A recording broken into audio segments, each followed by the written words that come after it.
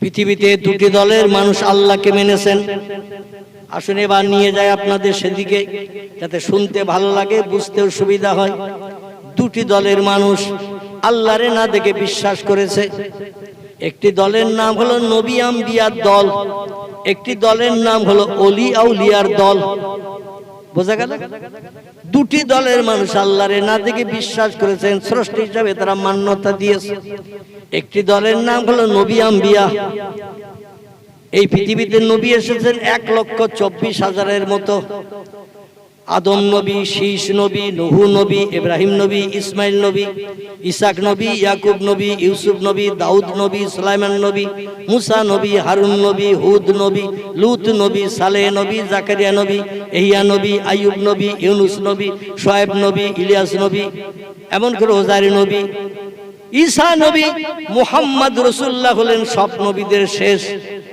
এইভাবে পৃথিবীতে নবী এসেছেন অগণিত, 1,24,000-এর মতো। পৃথিবীর মানুষকে সুপথ দেখানোর জন্য কোন রাস্তা খারাপ, কোন রাস্তা ভালো, কোন পথটা ভালো, কোন পথটা খারাপ, কোন পথটা তোমার ভালো জায়গায় নিয়ে যাবে, কোন পথটা তোমার বিপদে ফেলবে, এই তত্ত্বগুলো দিতে 1,24,000-এর মতো পয়গম্বর পৃথিবীতে এসেছে। আমাদের নবী বললেন, আমি যখন দুনিয়ায় থাকবো না, আমার এই দিনের দাওয়াত সুপথ দেখানোর দায়িত্ব পালন করবে একদল মানুষ কিয়ামত পর্যন্ত।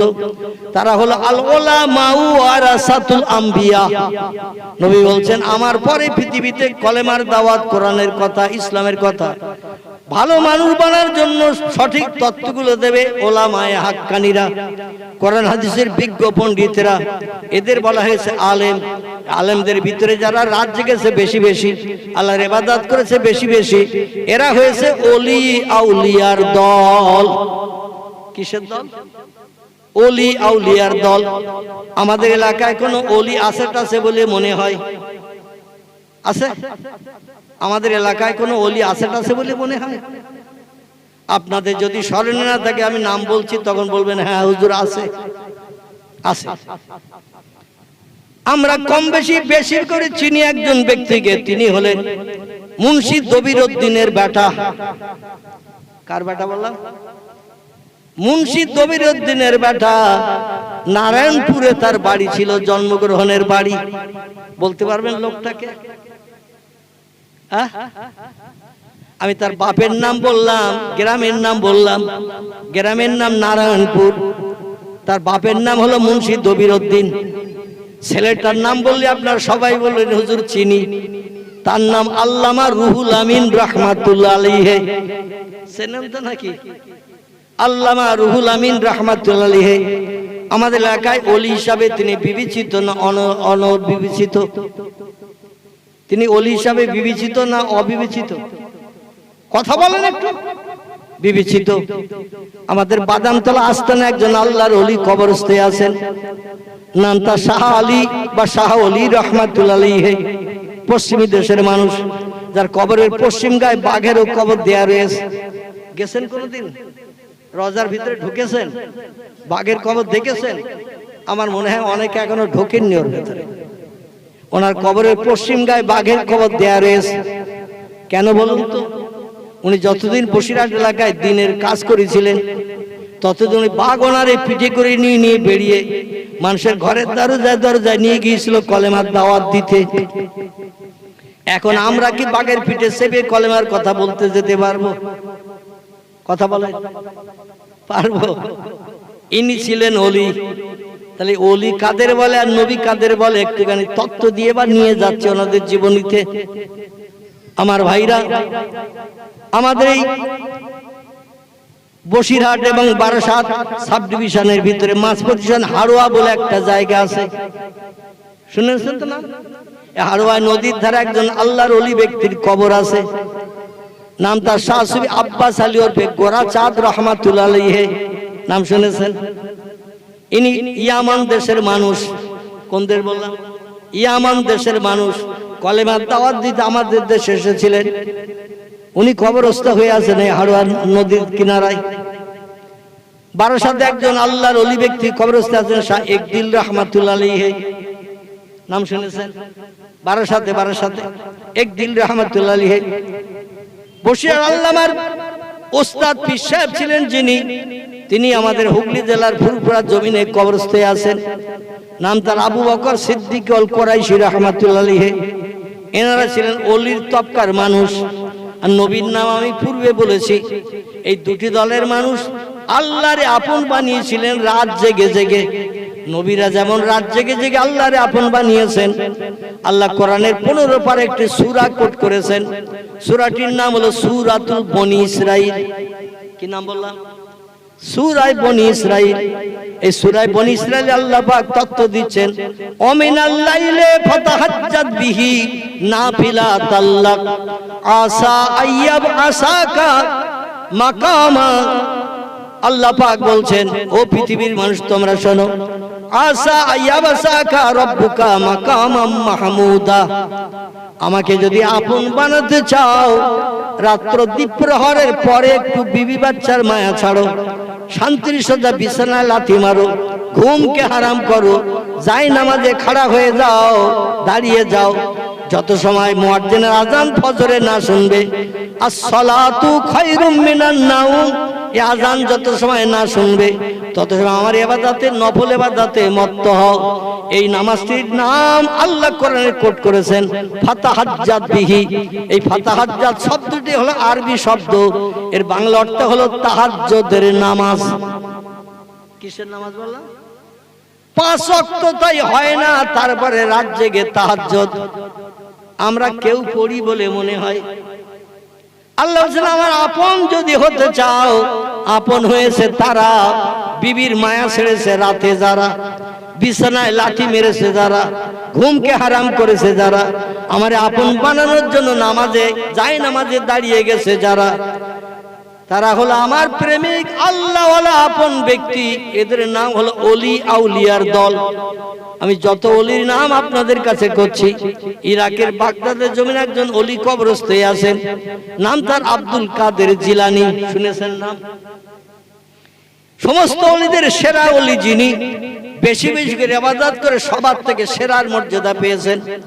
এরা যখন মর্যাদা পেয়েছেন, আল্লাহ নবী বলছেন, মান কানা লিল্লাহ, যে লোকটি রাত জেগে জেগে বিবি বাচ্চার মায়া ছেড়ে, ঘুমকে হারাম করে, শান্তির সজ্জা বিছানা পরিত্যাগ করে, আল্লাহর রেজামন্দির জন্য সূরা কেরাত পাঠ করে করে, রুকু সাজদা করে করে আল্লাহরে খুশি করবে যারা, আফজাল ইবাদাতে ইবাদাতুস সালাহ। হাদিস শরীফে নবী বলছেন, সবথেকে উত্তম ইবাদতের নাম হলো নামাজ। আর এই নামাজের ভিতরে রাতের নামাজটাই হলো আল্লাহর কাছে সবথেকে বেশি প্রিয়। আর এই নামাজ যারা আদায় করেছে, আল্লাহ বলছেন কান আল্লাহু লাহু, আল্লাহ নবী বলছেন কান আল্লাহু লাহু, আল্লাহ তাদের অতি আপন হয়ে যায়। তাদের কোনো সমস্যায় পড়লে চিন্তা করতে হয় না, ভাবনা করতে হয় না, আমি আল্লাহ তাদের সমস্যার সমাধান করে মুখে হাসি ফুটাই। জোরে বলুন একটু সুবহানাল্লাহ, নারায়ে তাকবীর। আল্লামা রুহুল আমিন রাহমাতুল্লাহ আলাইহি, উনি আসামের গৌহাটিতে প্রোগ্রামে গেছেন দাদা হুজুরের সঙ্গে। দাদা হুজুর মানে আবু বকর সিদ্দিক আল কুরাইশি, ফুরফুরার পীর সাহেবের নাম। আসাম, আসাম নাম শুনেছেন? আমাদের পশ্চিম বাংলার উত্তর দিকে আসাম, ত্রিপুরা। ওই আসামে জলসা গেছেন। আসামের রাজধানী হলো গৌহাটি। ওই গৌহাটি থেকে সাইটের দিকে এখনো পর্যন্ত বড় বড় ঝোপঝাড় জঙ্গল এবং পাহাড় ঘেরা দেশ। আমি অদম বাস্তবে দেখেছি। এবছর আবার যাব 2 বার আসামে। ত্রিপুরায় যাব 3 বার, এই নভেম্বরে যাব, ডিসেম্বরেও যাব। যাই হোক, আমি যেটা দেখেছি বাস্তব তথ্য আপনাদের কাছে দিচ্ছি। ঘন জঙ্গল গৌহাটিতে যে পার্শ্ববর্তী এলাকায় প্রোগ্রামে গেছেন, বিভিন্ন গ্রামের নাম আছে, পলাশবাড়ি, খারুপেটিয়া, ফেরভেড়ি, বিভিন্ন নাম আছে এলাকার।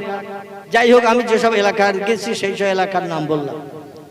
আমার ভাইরা, দরং ডিস্ট্রিক্ট, এমন করে আজকেরও ফোন করছিল আপনাদের এখানে আসার আগে, আসাম থেকে ধুবড়ি। তো হুজুর গেছেন সেখানে গৌহাটি থেকে কিছু দূরে বড় জঙ্গল।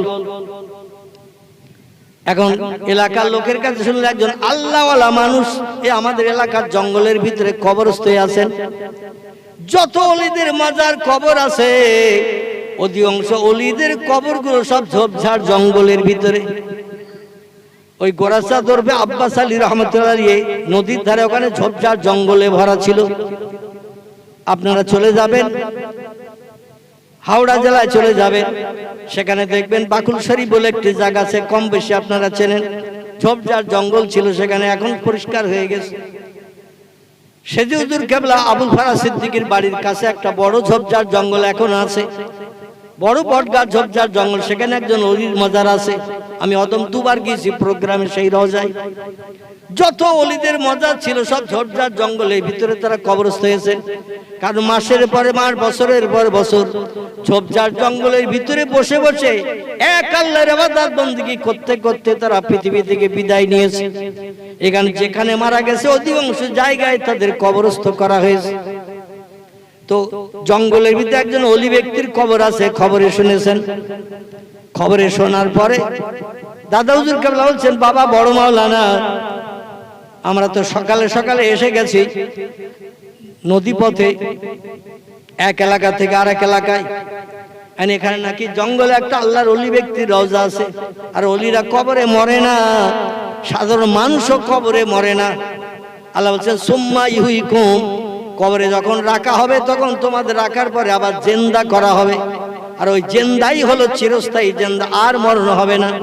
জিন্দা অবস্থায় হাসরে নিয়ে যাওয়া হবে, ওখানে হিসাব নিকাশ হবে, জান্নাত বা জাহান্নামে নিয়ে যাওয়া হবে, ওখানেও জিন্দা অবস্থায় থাকবেন। মরণ একবার, সেই মরণ হলো দুনিয়ার মরণ। কবরে যারা থাকে তারাও জিন্দা।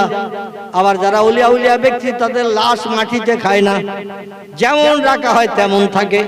এমনকি কাফনের কাপড়ও পর্যন্ত মাটির দাগ লাগে না। জোরে বলুন একটু সুবহানাল্লাহ।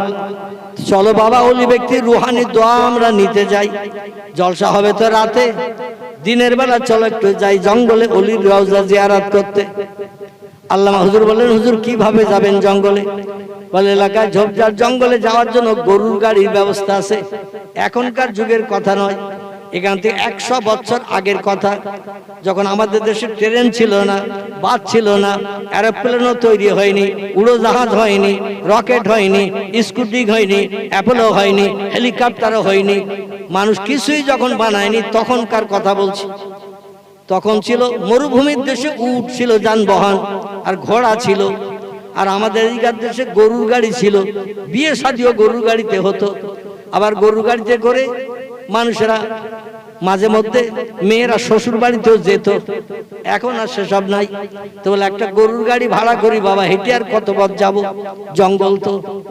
গরুর গাড়ি একটা ভাড়া করা হয়েছে, গরুর গাড়ি।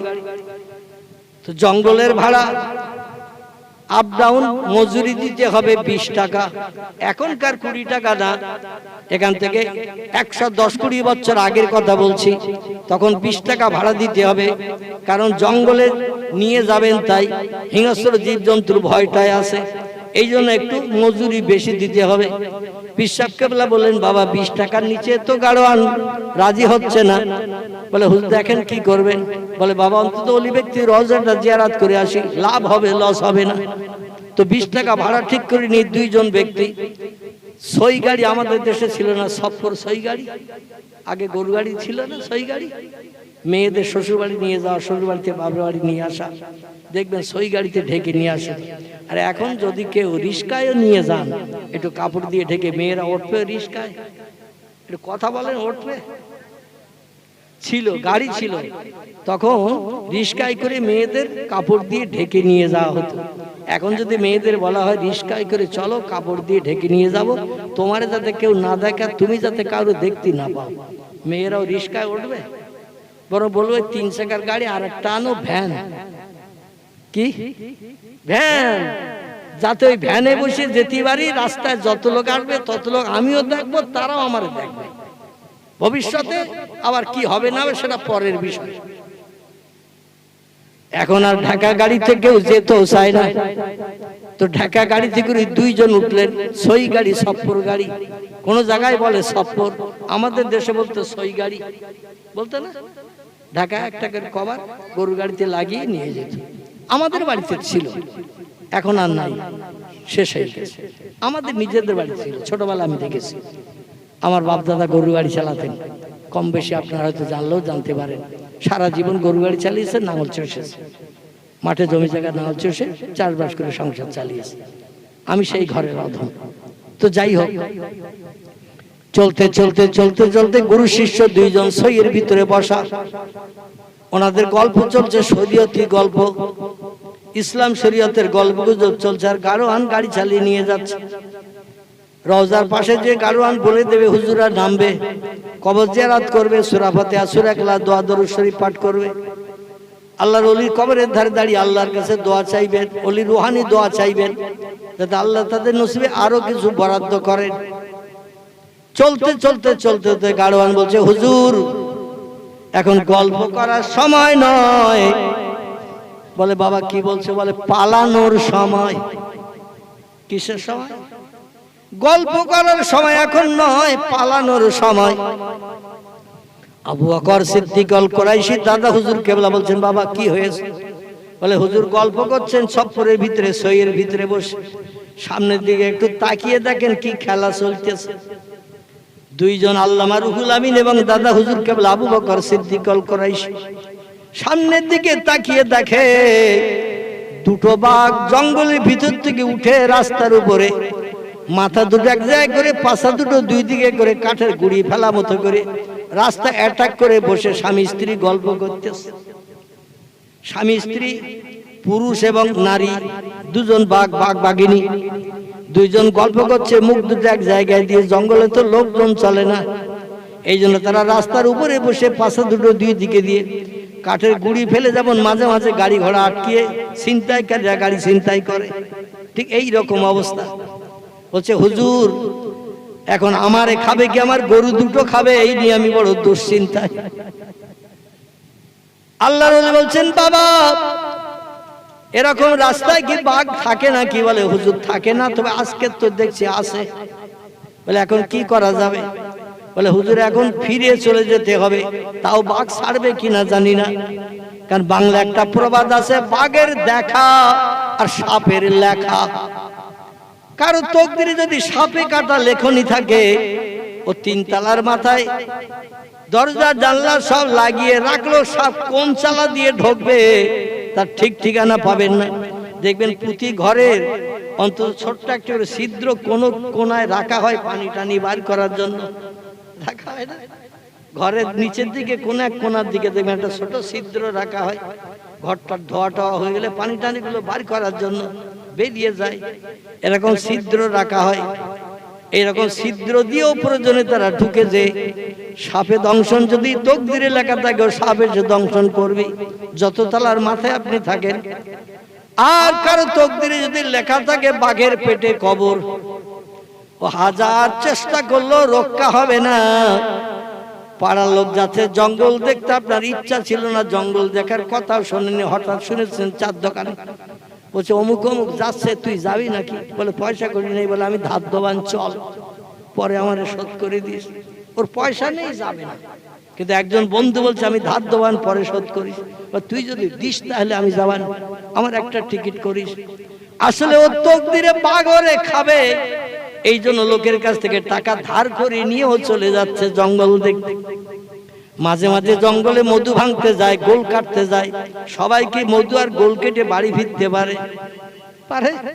মাঝে মধ্যে গোল কাটতে যে মধু ভাঙতে যে জনম জনম বাঘের পেটে কবর হয়ে যায়। কারণ বাঘ যদি একবার কোনো ব্যক্তির দিকে মহব্বতের নজরে তাকায়, আমি সেই খোদার কসম খেয়ে বললেও অত্যুক্তি হবে না, বাঘ যদি একবার কারো দিকে মহব্বতের নজরে তাকায়, একটু জীবনের শখ মিটানোর জন্য, মানুষের গোশত খাওয়ার জন্য, মানুষের মাংস খাওয়ার জন্য 50টা লোক যদি তারে ঘেরাও করে রাখে, বাঘ অন্য কারো ধরবে না, ও যারে নজর করে তাকিয়েছে তারই ধরবে। এটা হলো বাঘের গুড হ্যাবিট বলেন আর ব্যাড হ্যাবিট বলেন। ওর ভালো অভ্যাস আর খারাপ অভ্যাস বলেন, যারে পছন্দ করবে তারই ধরবে, অন্য কারো ধরবে না।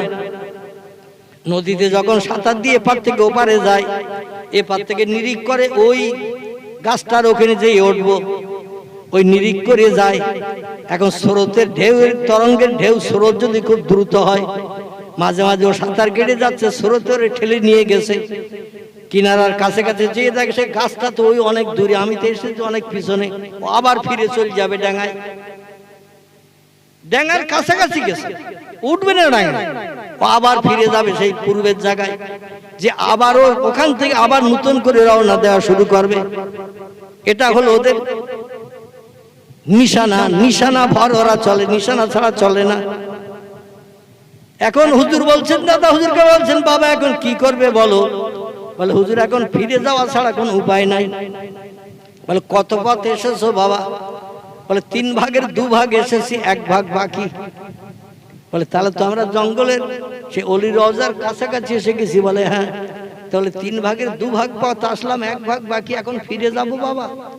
বলে তো ফিরে যাবেন না, তোমার গরু দুটো খাওয়াবেন, আর গরু দুটো খেয়ে যদি ওরা এখনো কিছু খাওয়ার চিন্তা ভাবনা নাই, শেষ পর্যন্ত আমারে খাবে কিনা তা কেরা জানে। আপনার তো সইয়ের ভিতরে আছেন, আপনাদের দেখতে পাইনি বাঘ, আর আমি সামনে বসে গাড়ি চালাচ্ছি, গরু চালাচ্ছি, বাঘ তো আমার দিকে নজর করে তাকাচ্ছে। 2টো বাঘ, আর 2টো এসে যদি আলম করে আমার উপরে গরুর গাড়িতে এসে পড়ে, আমারে ছিঁড়ে টুকরো টুকরো করে খেয়ে হাড্ডি কোন দিকে ফেলবে তার তো ঠিক ঠিকানা নাই। পীর সাহেব কেবলা বলেন, বাবা বড় মাওলানা রুহুল আমিন এখন কি করা যাবে বাবা? বলে হুজুর আপনি থাকতে আমি কোন রকম তথ্য দেব না, আপনি আমার সঙ্গে আছেন আর আমি কোনো তথ্য দেব এটা আমি পছন্দ করি না। আপনি যেটা পছন্দ করেন আমি সেই পছন্দে একমত। জোরে বলুন একটু সুবহানাল্লাহ। দাদা হুজুর বলেছে, বাবারা আমার বাড়ির সামনে পুকুরটায় পানা শাওলা ভর্তি হয়ে গেছে, পানি আর দেখা যাচ্ছে না, পানির কালার রং পাল্টে গেছে, দুর্গন্ধ ছুটছে, পানা শাওলা পানা শাওলা। আমাদের দিকটাও পুরো শাওলায় ভর্তি হয়ে গিয়েছিল, পৌরসভা থেকে আবার এই শাওলা তুলে এখন পরিষ্কার করা হয়েছে, পুরো দিক ভর্তি হয়ে গেছে, পানি ওই রকম নোংরা হয়ে গিয়েছিল, মাছও মরতে শুরু করেছিল। যাই হোক, হুজুর বললেন, বাবা অধিকাংশ মানুষ আসে ফুরফুরায়, এখানে আসে বাবা আমার সঙ্গে সাক্ষাৎ করতে আসে, মোরাকাবা মুর্শিদা সবক মস্ক করতে আসে, পাল্টাতে আসে বাবা, তারা উজু করে আমার এই মাটির মসজিদে নামাজ পড়ে। পুকুরের পানির রং পাল্টে গেছে, শ্যাওলাগুলো তুলতে হবে, পানি পরিষ্কার করতে হবে। এখন মুরিদ মোতাকে যারা ছিল সব ঝপঝপ করে গামছা টামছা পরে লুঙ্গি বেরিয়ে পরে নেমে গেছে পুকুরে। আল্লামা রুহুল আমিনও সেই সঙ্গে নেমে গেছে পুকুরে পানিতে। পানা শাওলা একজন ধরে টেনে দিচ্ছেন, আরেকজন ধরে ডাঙায় ফেলছেন, আবার ডাঙায় যারা ছিল তারা সরিয়ে আরো দূরে রাখছেন। ঘাট আলগা করতে হবে, লোকজনের নামাজ জায়গা করতে হবে। দেখতে দেখতে অনেক মুরিদ তো শ্যাওলা সব তোলা হয়ে গেছে। পুকুরটা খুব বেশি বড় নয়, 1.5 বিঘার মতো হবে কম বেশি, আমি আন্দাজে বলছি, আপনারা ফুরফুরায় গেলেও দেখতে পাবেন। দাদুর কেবলার রওজা মোবারকের এই পাশে পুকুরটা আছে, দরবারের একেবারে গায়ে। 1.5 বিঘের একটু কম হবে, ছাড়া বেশি হবে না। এই পুকুরটার পানা শাওলাগুলো অনেক মুরিদান সব তুলে দিয়েছে। দেওয়ার পরে যাচ্ছে শীতকাল ছিল, আবার মাঘ মাস, পানা শাওলা তুলে সব উপরে দাঁড়িয়ে দাঁড়িয়ে রোদ্রে দাঁড়িয়ে দাঁড়িয়ে কাঁপতেছে। পীর সাহেব কেবলার কাছে যে খবর দিল, হুজুর আপনি পানা শাওলা তুলতে বলেছিলেন, আমরা সব তুলে দিয়েছি, এখন আর কিছু করতে হয় তো বলেন। পীর সাহেব কেবলা বলছে, বাবা তোমরা কারা নেমেছিলে? বলে হুজুর আমরা। বলে তোমাদের সঙ্গে কি বড় মাওলানা সাহেব নেমেছিল নাকি? বলে হ্যাঁ হুজুর বড় মাওলানা নেমেছিল, নাম তার আল্লামা রুহুল আমিন। বলে তোমাদের সবাইকে দেখছে, রুহুল আমিন কই বাবা? বলছে হুজুর উনি এখনো সে শীতের বাণী, মাঘ মাসে শীতের বাণী, এখন কমসমান পানিতে চুপ করে দাঁড়িয়ে রয়েছে। বলে বল মাওলানা তাড়াতাড়ি ডাকো বাবা। এখন পীর সাহেবের কাছ থেকে লোক দিয়ে আল্লামা রুহুল আমিনকে ডাক দিয়েছেন, হুজুর ডাকতেছে। আল্লামা রুহুল আমিন রাহমাতুল্লাহ আলাইহি তখন পানির থেকে উঠে দাদা হুজুরের কাছে গেছেন। বলছে বাবা পানা শাওলা পরিষ্কার হয়েছে কখন? বলে হুজুর অনেক আগে। বলে লোকজন তোমার সঙ্গে আর কেউ পুকুরে ছিল? বলে না হুজুর। বলতে সবাই উঠে এসেছে, তুমি ওঠে নাও কেন বাবা?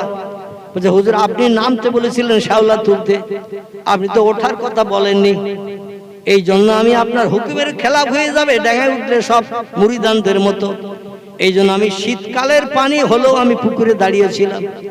দাদু কেবলা বলেন, পীর সাহেবের কথার মর্যাদা তুমি এত বেশি দাও, আমার আরো অনেক মুরিদান আছে তাদের এমন মর্যাদা দেখিনি। আল্লাহ তোমারে তাড়াতাড়ি অতি আপন বানিয়ে নিক। জোরে বলুন একটু সুবহানাল্লাহ। ওলি ব্যক্তিরা যদি দোয়া করে, ওলিদের দোয়া আল্লাহ বিদ্যুতের মতো কবুল করে থাকেন। নবীরা যখন দোয়া করে, নবীদের দোয়া আল্লাহ বিদ্যুতের মতো যেমন কবুল করেন, ওলিদের দোয়া আল্লাহ বিদ্যুতের মতো কবুল করেন। আমি কত বড় ওলি শোনেন, আমার ওলির কথা বলি। আমি 40 বছরের মতো একটা গ্রামে ইমামতি করি। গ্রামটির নাম হলো খিদিরপুর, তালপুকুর বাজারের পাশে খিদিরপুর গ্রাম। 40 বছর মসজিদে ইমামতি করি। আমাদের গ্রামেও ইমাম আছে, পাশে যত মসজিদ আছে ইমাম আছে। আচ্ছা, জুমার দিন অধিকাংশ মানুষ মসজিদে নামাজ পড়তে যায় না? যায় না? জুমার দিন যায় তো নাকি? তো মসজিদে জুমার নামাজ পড়ে হাদিস শরীফে নবী বলছেন, ইমাম সাহেব মেহরাবের ভিতরে ঢোকা থেকে নিয়ে উঠে আসা পর্যন্ত, মেহরাব ছেড়ে আসা পর্যন্ত আল্লাহর কাছে যেটা চায় আল্লাহ সেটা দিয়ে বান্দাদের মুখে হাসি ফুটায়। জোরে বলুন সুবহানাল্লাহ। আচ্ছা, নবীর কথা সত্য না মিথ্যা? নবীর কথা সত্য। নাসাই শরীফ, তিরমিজি শরীফের হাদিসে লেখকেরা লিপিবদ্ধ করেছে, জুমার দিন আল জুমাতু আগেরুন আল জুমাতু আজহেরুন। জুমার দিন খুশির দিন, জুমার দিন শান্তির দিন, জুমার দিন দোয়া কবুলের দিন। আর পয়গম্বর বলছেন, জুমার দিন মেহরাবের ভিতরে ইমাম ঢোকা থেকে নিয়ে বেরিয়ে আসা পর্যন্ত যা চাইবে আল্লাহ সেই দোয়া কবুল করবে। আচ্ছা, প্রতি জুমার দিন জুমার নামাজের পরে আমরা ইমামেরা দোয়া করি না? করি না? করি তো নাকি? আল্লাহ রোগ বেমারি দূর করুন, যাদের সংসারে অশান্তি চলছে অশান্তি দূর করুন। আল্লাহ যারা কঠিন বিপদের মাঝখানে আছে বিপদ থেকে নিষ্কৃতির ব্যবস্থা করুন। আল্লাহ যাদের ছেলে আছে মেয়ে নাই মেয়ে দান করুন। আল্লাহ যাদের মেয়ে আছে ছেলে নাই ওদের একটা সুসন্তান ছেলে দান করুন। এরকম দাবি অনেকে জুমার দিন ইমাম সাহেবের কাছে গিয়ে বলে না? বলে না? অনেক কিছুর বলে, হুজুর একটু আমার জন্য দোয়া করে দেবেন। তো এই দোয়া যখন ইমাম সাহেবরা করে, আচ্ছা এখন বর্তমান আমরা যারা ইমাম, আমার ইমামতি চলতেছে 40 বছরের মতো। আমাদের মসজিদের ইমাম সাহেব আছে হাসানুজ্জামান সাহেব, হাফেজ মাওলানা, তারা ইমামতি অন্তত 18-20 বছরের মতন চলতেছে। যাই হোক, আরো বিভিন্ন মসজিদ ইমাম আছে। এখন এই জুমার দিন দোয়া করলে দোয়া কবুল হয় বলে মনে হয়? একটু কথা বলতে হবে। দোয়া করলে দোয়া কবুল হয় বলে মনে হয়? যার যে সমস্যা সেই সমস্যাই রয়ে গেছে, সমস্যার সমাধান আর হয় না। কারণ আসলে আমরা ওলিদের মতো নবীদের মতো মানুষ হতে পারে নাই। ইমাম বলুন, আলেম বলুন, হাফেজ বলুন, কারি বলুন, মুফতি বলুন, কেউ আমরা ওলিদের মতো হতে পারিনি, নবীদের মতো আদর্শওয়ালা হতে পারিনি। যার কারণে শুধু দোয়া করতে হয়, না করলে মুসল্লিরা বিরক্ত হবে। এই জন্য আমরা দোয়া করি, আসলে যে দোয়া সেই দোয়াই রয়ে যায়, জীবনে সুখ শান্তি কিছুই মেটে না। তবে আমি আপনাদের নিজেদের বলছি, রাতের বেলা ঘুম হারাম করে বিবি বাচ্চার মায়া ছেড়ে তাহাজ্জুদের নামাজ দৈনন্দিন 6 রাকাত, মতান্তরে 4 রাকাত, যে যেমন পড়বেন একই নিয়মে পড়বেন। রাত্র 12টার পর থেকে নিয়ে ফজরের আজানের আগ পর্যন্ত, এর ভিতরে যে কোনো সময় আপনি এই নামাজ পড়তে পারেন। এই নামাজের নাম হলো তাহাজ্জুদ। কি নামাজ বললাম? তাহাজ্জুদ। এই নামাজ পড়ে আল্লাহর কাছে হাত তুলে দোয়া করবেন। তবে দোয়ার শর্ত হলো ফালিয়াদহাকু কালিলা ওয়ালিয়াবকু কাসীরা। আল্লাহ বলছেন শর্ত হলো দুটি। এই দুটি শর্ত মেনে যারা দোয়া করবে তাদের দোয়া কোনোদিন বিফল যাবে না। অবশ্যই তাদের দোয়া আমার দরবারে বিদ্যুতের মতো কবুল হবে। জোরে বলুন একটু সুবহানাল্লাহ। আচ্ছা, শর্ত দুটো বলবো না থাকবে? বলবো? বলতে হবে। একটি শর্ত হলো আল্লাহ বলছেন ফালিয়াদহাকু কালিলা, হাসি তামাশা একটু কম কম করে দুনিয়ায় করবে। ওয়ালিয়াবকু কাসীরা, কিছু যখন আমার কাছে চাইবে চোখের পানি একটু দু চোখের কোণা দিয়ে টপ টপ করে ফেলবে। কারণ আমি আল্লাহ চোখের পানি বড় ভালোবাসি, আমি বান্দা বান্দীদের হাসিটা পছন্দ করি না। এখন বর্তমান যুগের মুসলমান নারী পুরুষ আমাদের হাসি বেশি না কান্না বেশি? হাসি বেশি। আল্লাহ বলছেন আমি হাসি পছন্দ করি না, আমি বান্দা বান্দির চোখের পানি পছন্দ করি। এখন আমরা ইমাম যারা জুমার দিন নামাজ পড়তে দোয়া করি, 100-র ভিতরে 99 জন ইমামের চোখে কি পানি আসে? কথা বলেন। পানি আসে দোয়া করার সময়? একটু দেখে বলবেন। আমি ওই দলের ভিতরে 100-র ভিতরে 99 জন ইমামের চোখে কোনো পানি নাই, শুধু রব্বানা যালামনা আনফুসানা ওয়া ইল্লাম তাগফির লানা ওয়া তারহামনা লানাকুনান্না মিনাল খাসিরিন। মুসল্লি যারা কানে শুনছে বলছে আল্লাহুম্মা আমিন। আল্লাহ বলছেন সারা জীবন যদি এইভাবে দোয়া চাও, আদমকে যখন 350 বছর আমি আল্লাহ পাক তার দোয়া কবুল করিনি, তোমাদেরও দোয়া কবুল হবে না। আমার কাছে দোয়া কবুল হতে গেলে কাঁদতে হবে, কাঁদতে হবে, চোখের পানি ফেলতে হবে। এখন সরকার দিচ্ছে 3000, কমিটি দিচ্ছে 6000 7000, মোটামুটি হয়ে যাচ্ছে 10000। তারপর বিভিন্ন তাবিজ কবজ থাকে তা অমুক তমুক। আমি আলাদা না, কিন্তু আমি ওই দলের ভিতরের লোক। ইমামতি করলে মোটামুটি আল্লাহ সংসারটা ভালো চালিয়ে দেয়। কান্নার আবার দরকার কি? কান্নার আবার দরকার কি? আল্লাহ বলছেন কাঁদো, বেশি বেশি করে কাঁদো, হাসো কম। হাসলে আয়ুষ্কাল কমে যায়, স্মরণ শক্তি কমে যায়। নবীজি হাদিস শরীফে জানিয়েছেন বেশি বেশি যারা হাসে এদের আয়ুষ্কাল কমে যায় এবং এদের স্মরণ শক্তি লোপ পেয়ে যায়। কিন্তু তবু হাসবো বেশি, চোখের পানি আমরা এক ফোঁটাও ফেলবো না। তবে ফেলি ওই সময় পাড়ার লোক দেখলে খারাপ বলবে, মা মরে গেছে তাই, বাপ মরে গেছে তাই, একটু মায়া কান্না কাঁদি, অন্তত কবরে বাপের যাওয়া পর্যন্ত। ঠিক বললাম না ভুল বললাম? বাপ কবরে যাওয়া পর্যন্ত একটু কাঁদি। বাপকে কবর দিয়ে যখন সব চলে আসলো, 3 বোন এক জায়গায় বসে এবার হাসির গল্প শুরু হলো। 3 বোন 4 বোন চাস্তো ভাবি পাড়াতো বোন এইরকম এক জায়গায় বসে এইবার চলতেছে সংসারের গল্প গুজব।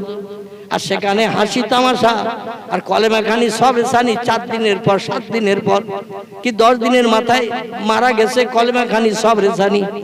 আরে যত আপনজন আছে মেয়েরা, এরে এসে দেখবেন সব আলাদা আলাদা জায়গায় 3-4 জন মিলে বসে। হুজুর ওদিকে এসেছে সব রেসানি করতে, আর ওরা শুধু গল্প চালাচ্ছে, হাসির গল্প, হাসির গল্প। ঠিক বললাম না ভুল বললাম? যদি ভুল বলে থাকি ক্ষমা করবেন, কানমোলা খাচ্ছি। আমি বাস্তব দেখেছি তাই বলছি। শুধু হাসি আর হাসি, আনন্দ আর আনন্দ, ফুর্তি আর ফুর্তি। দুনিয়ায় মানুষের চোখে আর পানি নাই। পয়গম্বরেরা অটোমেটিক কেঁদেছে, ওলিয়া উলিয়ারা অটোমেটিক কেঁদেছে, আর আল্লাহ পাক তাদের চোখের পানি পছন্দ করে দোয়া কবুল করে মুখে হাসি ফুটিয়ে দিয়েছেন। জোরে বলুন একটু সুবহানাল্লাহ। 2 জন গুরু শিষ্য 2 জনে বসে বলছেন হুজুর তাহলে কি করা যাবে? বলছে বাবা তুমি গাড়ি চালাও, 3 ভাগের 1 ভাগ পথ বাকি, যখন 2 ভাগ যখন এসে গেছো তাহলে আর ফিরে যেয়ে দরকার নাই, চালাও গাড়ি। বলে হুজুর বাঘ শুয়ে রয়েছে দেখতে পাচ্ছেন না, কাঠের গুড়ি ফেলা মতো রাস্তা আটকে রেখেছে, গাড়ি চালিয়ে নিয়ে যেতে গেলে নিচেতে ঘুরিয়ে নিয়ে যেতে হবে, নিচে তো ঘুরিয়ে নিয়ে যাওয়া যায় না, গাছপালা সব ভর্তি, ওখান তো গাড়ি যাওয়ার পথ নাই। বলছে বাবা গাড়ি পর্যন্ত চলো। গাড়োয়ান বলছে আমারও খাওয়াবেন গরুর সঙ্গে? বলছেন বাবা তাহলে তুমি কি বলতে চাচ্ছ? আমরা একটু অলির রওজা জিয়ারত করবো চিন্তা ভাবনা করছি। বলে হুজুর তাহলে আপনারা গাড়োয়ান হন, আর আমার এখন সর ভিতরে ঢোকার সুযোগ দেন। আমি এখন ভিতরে যাই, খাই, আপনাদের 2 জন আর খাক। আমি অন্তত বাঘ আপনাদের 2 জনের ধরে নিয়ে চলে গেলে আমি তো বাড়ি ফিরে যেতে পারি। গরু দুটো খাই খাক, পরবর্তী ধার জানা করে আবার গরু কিনবো। তো দাদা হুজুর পীরকে বলছেন বাবা বড় মাওলানা আমি তো গরু গাড়ি টাড়ি চালাতে জানি না, এখন আমাদের গাড়ি চালাতে বলছে তো কি করা যাবে? আল্লামা রুহুল আমিন বললেন হুজুর অসুবিধা নাই, চিন্তা নাই, ওলা তাহজান ওলা তাখাফ, ভয় নাই, চিন্তা নাই। আমার বাড়ি ছিল টাকি নারায়ণপুরে। আমার বাবার নাম ছিল মুন্সি দবির উদ্দিন। তিনি বাল্যকালে সংসার নির্বাহের জন্য গরুর গাড়ি চালাতেন। তাকে জমিদার বাবুদের গরুর গাড়িতে করে মাল বসিরহাট থেকে নিয়ে ওদের বাড়িতে পৌঁছে দিতেন, তাকে জমিদারদের। আমার বাবার সঙ্গে আমি বহুবার গরুর গাড়িতে করে বসিরহাটে এসেছি, মাল নিয়ে আবার জমিদারদের বাড়ি পৌঁছে দিয়েছি। গরুর গাড়ি চালানো অভ্যাস আমার আছে হুজুর। শুধু তাই না, খেজুর গাছে উঠে রস পাড়ারও অভ্যাস আমার আছে। জোরে বলুন একটু সুবহানাল্লাহ। যে কোনো লোকের ওই খেজুর গাছে যে শীতকালে রস হয় না, 1 কলসি রস যে কোনো লোকের উঠে পারতে বললি পারতে পারবে? যে গাছে উঠতে জানে না, ও কোনোদিন উঠতে চাবে না, কারণ শরীর কখন পাবো আর এক কলসি রস নিয়ে পাড়া সম্ভব?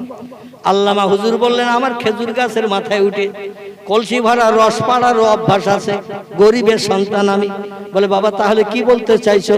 বলে হুজুর আপনি যদি গাড়ি চালানোর অভ্যাস আপনার না থাকে আপনার যেতে হবে না, আর আমি আপনার যেতেও দেব না, আমার গরু গাড়ি চালানোর অভ্যাস আছে হুজুর, আমি যাচ্ছি।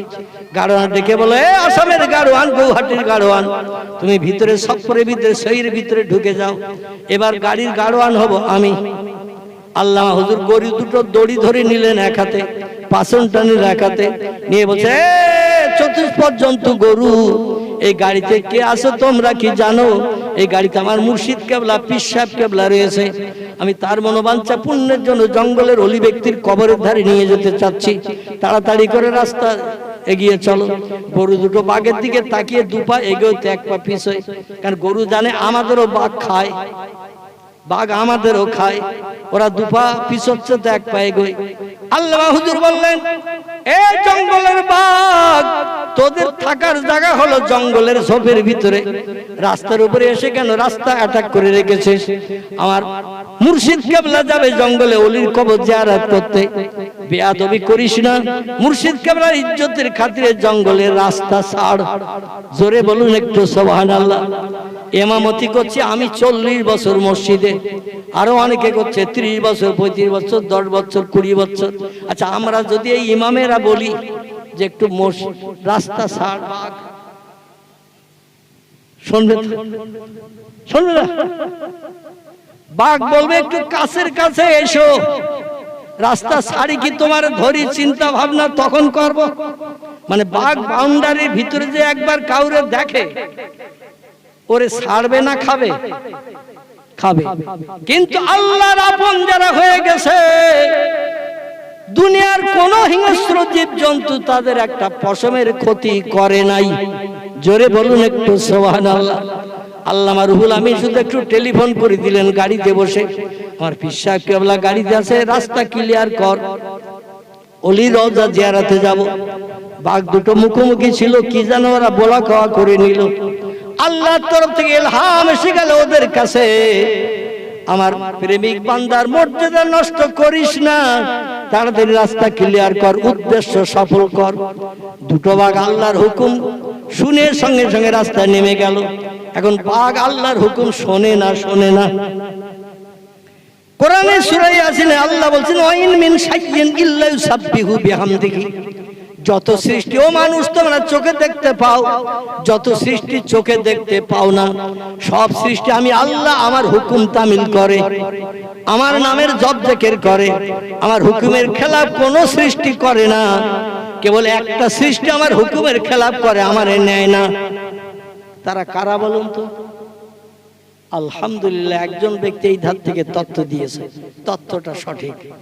পৃথিবীতে হাজার হাজার সৃষ্টি আল্লাহ পাঠিয়েছিলেন 18,000 দুনিয়ার সৌন্দর্য শ্রীবৃদ্ধির জন্য, এর থেকে বাড়তে বাড়তে এখন 1.5 লক্ষের মতো হয়ে গেছে। কোন সৃষ্টি আল্লাহর হুকুমের খেলাফ বর্তমান 21 শতাব্দীর যুগ পর্যন্ত করে না। কেবল একটা সৃষ্টি আল্লাহর নেয় না, আল্লাহরে মানে না, যারা হলো পৃথিবীতে সব সৃষ্টির সেরা। এরা কারা? এরা হলো মানুষ। মানুষ শুধু আল্লাহরে নেয় না। যদি বলেন হুজুর আপনি কিভাবে বললেন, আমি এইভাবেই আপনাদের তথ্য দিচ্ছি। আল্লাহরে যারা নেবে অবশ্যই মুয়াজ্জিন আজান শুনলে তারা বাড়ি থাকলে মসজিদে যাবে না, যাবে না। রমজান মাসে তারা রোজা রাখবে না, রাখবে না। সময় হাতে পেলে সকাল সন্ধ্যা কোরআন তেলাওয়াত করবে না, করবে না। রাস্তাঘাটে পথে চললে মোবাইলে গান শুনবে না, সুবহানাল্লাহ আলহামদুলিল্লাহ জিকির করতে করতে যাবে। যারা আল্লাহরে নেয় আল্লাহ তাদের বিপদে সাহায্যের হাত বাড়িয়ে দেয়। জোরে বলুন একটু সুবহানাল্লাহ। যেই বলেছেন বাঘ দুটো নিচে নেমে গেল। আল্লামা হুজুর গরু দুটো চালিয়ে নিয়ে গেলেন, গাড়োয়ান পিছনে বসে বসে সব দৃশ্য দেখছে। ওলি ব্যক্তি রওজার পাশে গেল, সংক্ষেপ কথা, ওলি ব্যক্তি রওজার কাছে গেল, পুরুষেশ্ব গরু গাড়ি থেকে নেমে গেলেন, যে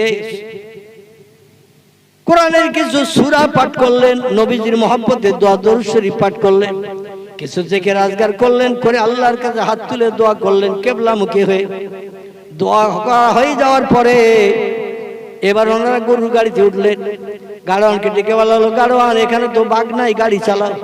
গাড়োয়ান বলে আমারে পাগল ধারণা করবেন না, ওই যে দূরে বাঘ রেখে এসেছেন আর এখন আমি গাড়ির গাড়োয়ানগিরি করব। আপনারা গাড়ি চালিয়েছেন, আপনারা গাড়ি চালান, ভাড়া দেবেন না দেবেন সেটা পরের বিষয়, অন্তত আমার বাড়ি পর্যন্ত গরুর গাড়িটা পৌঁছে দেন। ফিরে আসার পথে সেই বাঘ যেখানে ছিল সেখানে ফিরে এসে তাকে বাঘ দুটো আবার পূর্বের মতো একই রকম বসে আছে, মুখ দুটো এক জায়গায়, পাশের দুই জায়গায়। গাড়ি আবার ফিরে আসবে এটা বাঘ দুটো জানে না। আবার ফিরে এসেছেন রওজা জিয়ারাত করে, বাঘেরা মনে করলো বোধহয় চলে যাচ্ছে আর ফেরবে না, সেই রাস্তায় পূর্বের মতো বসা। যেই কাছের কাছে এসেছে আল্লামা রুহুল আমিন ডেকে বললেন, বাঘ রে, রাতের বেলা জলসা হবে, হাজার হাজার মানুষ আসবে, আমার মুর্শিদ কেবলার মুখের বক্তব্য শুনবে, রাস্তা আটকে রাখলে হবে না, সন্ধ্যার ঘন ঘটা নেমে গেছে, তাড়াতাড়ি রাস্তা ক্লিয়ার কর। যেই বলেছেন বাঘ দুটো আবার পূর্বের মতো নেমে যেয়ে রাস্তা ক্লিয়ার করে দিল। জোরে বলুন একটু সুবহানাল্লাহ। আল্লামা হুজুর গাড়ি চালিয়ে নিয়ে বাঘ থেকে পাস করে সামনে নিয়ে এসেছেন। বাঘটাকে পাস করে সামনে যেই গাড়ি চালিয়ে নিয়ে এসেছেন, গাড়োয়ান এবার পিছনের দিকে ফিরে তাকিয়ে দেখে বাঘ তো সেই সেখানে আবার পূর্বের মতো বসতে যাচ্ছে, রাস্তার উপরে উঠে বসতে যাচ্ছে। বাঘ আসলে গাড়ির পিছনে পিছনে গরুর গন্ধে আসতেছে না, গরুও ধরবে না, মানুষও খাবে না, বোঝা যাচ্ছে যেখানে ছিল সেখানে আবার উঠে বসছে। গাড়োয়ান তখন আস্তে আস্তে সামনের দিকেই যেছে। হুজুর বলে, কি বাবা? বলে, আপনার ওই সাগরেদ রুহুল আমিনকে ভিতরে এসে বসতে বলেন, আমি এবার গাড়ি চালিয়ে বাড়ি পর্যন্ত নিয়ে যাব। দাদুর কেবলা বলছেন, কেন বাবা? বলে, না, আমার গাড়ি আমার গরু, আর আমি 20 টাকা ভাড়া নেবো আর এই পিছনে বসে বসে বাড়ি যাবো, এটা ঠিক না। আপনারা পিছনে এসে বসেন, আমি গাড়ি চালিয়ে নিয়ে যাচ্ছি। আল্লামা রুহুল আমিন বুদ্ধিমান যুক্তিবাদী মানুষ ছিলেন। বলছে, হুজুর আসল বিষয়টাকে একটু ওনারে জিজ্ঞাসা করেন।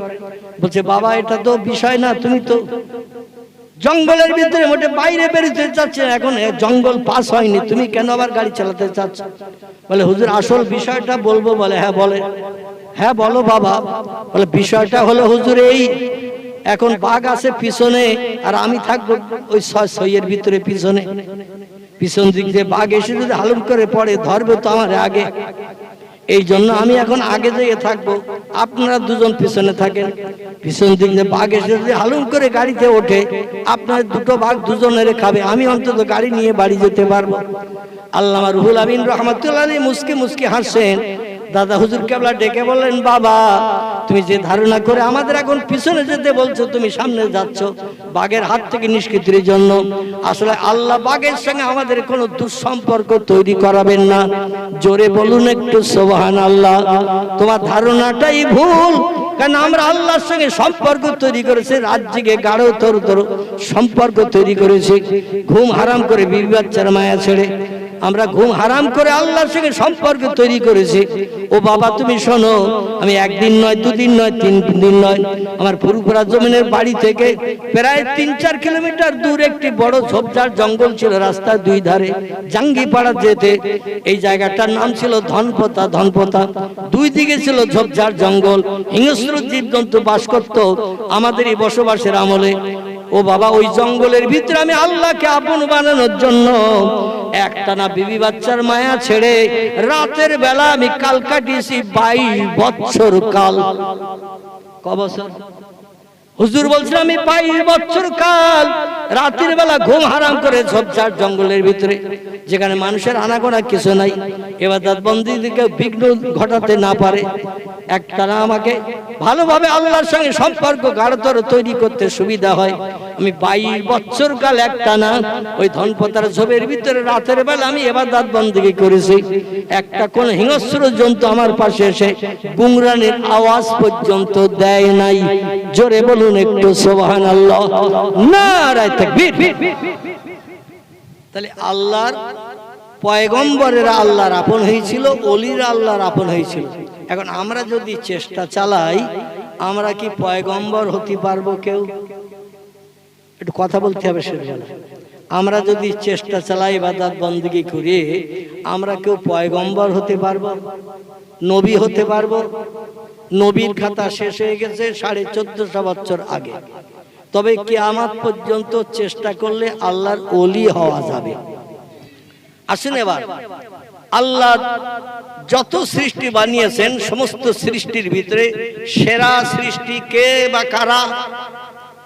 যত সৃষ্টি আল্লাহ বানিয়েছেন, বাঘ, ভাল্লুক, হাতি, সিংহ, গন্ডার, ইঁদুর, কুকুর, বিড়াল, সাপ, বিচ্ছু, ব্যাঙ, মাছি, মশা, পিপলিকা, মাছ, ব্যাঙ, সাপ, কুমির, জলস্থি, কামড় থেকে শুরু করে যত সৃষ্টি আছে, এই সমস্ত সৃষ্টির ভিতরে সেরা সৃষ্টি কারা? আলহামদুলিল্লাহ, আলহামদুলিল্লাহ, সেরা সৃষ্টি হলো মানুষ। তথ্য পেলাম কোথায়? সেরা সৃষ্টি মানুষ আপনারা বললেন, আমি যদি জিজ্ঞাসা করি তথ্য পেয়েছেন কোথায়? আলহামদুলিল্লাহ, আলহামদুলিল্লাহ। কোরআনে একটি সূরা কোট করা হয়েছে, ইংরেজিতে যারে বলা হয় চ্যাপ্টার, বাংলায় এর বলা হয় অধ্যায়, আরবি থেকে বলা হয়েছে সূরা। বোঝা গেল? একটি সূরা আল্লাহ কোরআনে কোট করেছেন 114টির ভিতরে একটি। টোটাল কোরআনের ভিতরে অধ্যায় আছে 114টি। আমার ভাইরা, এই 114টি অধ্যায়ের ভিতরে একটি অধ্যায়ের নাম হলো সূরাতুত তিন। কি নাম বললাম? সূরাতুত তিন। এই সূরা তিনের ভিতরে আল্লাহ বলছেন, বিসমিল্লাহির রহমানির রহিম, লাকাদ খালাকনাল ইনসানা ফি আহসানি তাকবীর। জোরে বলুন একটু সুবহান। আমরা কোরআনেই তত্ত্ব পেয়েছি, কারণ কোরআনের শুরুতেই ইন্ট্রোডাকশন, সূচনা, ভূমিকাতে প্রথমেই আল্লাহ জানাচ্ছেন যালিকাল কিতাবু লা রাইবা ফি।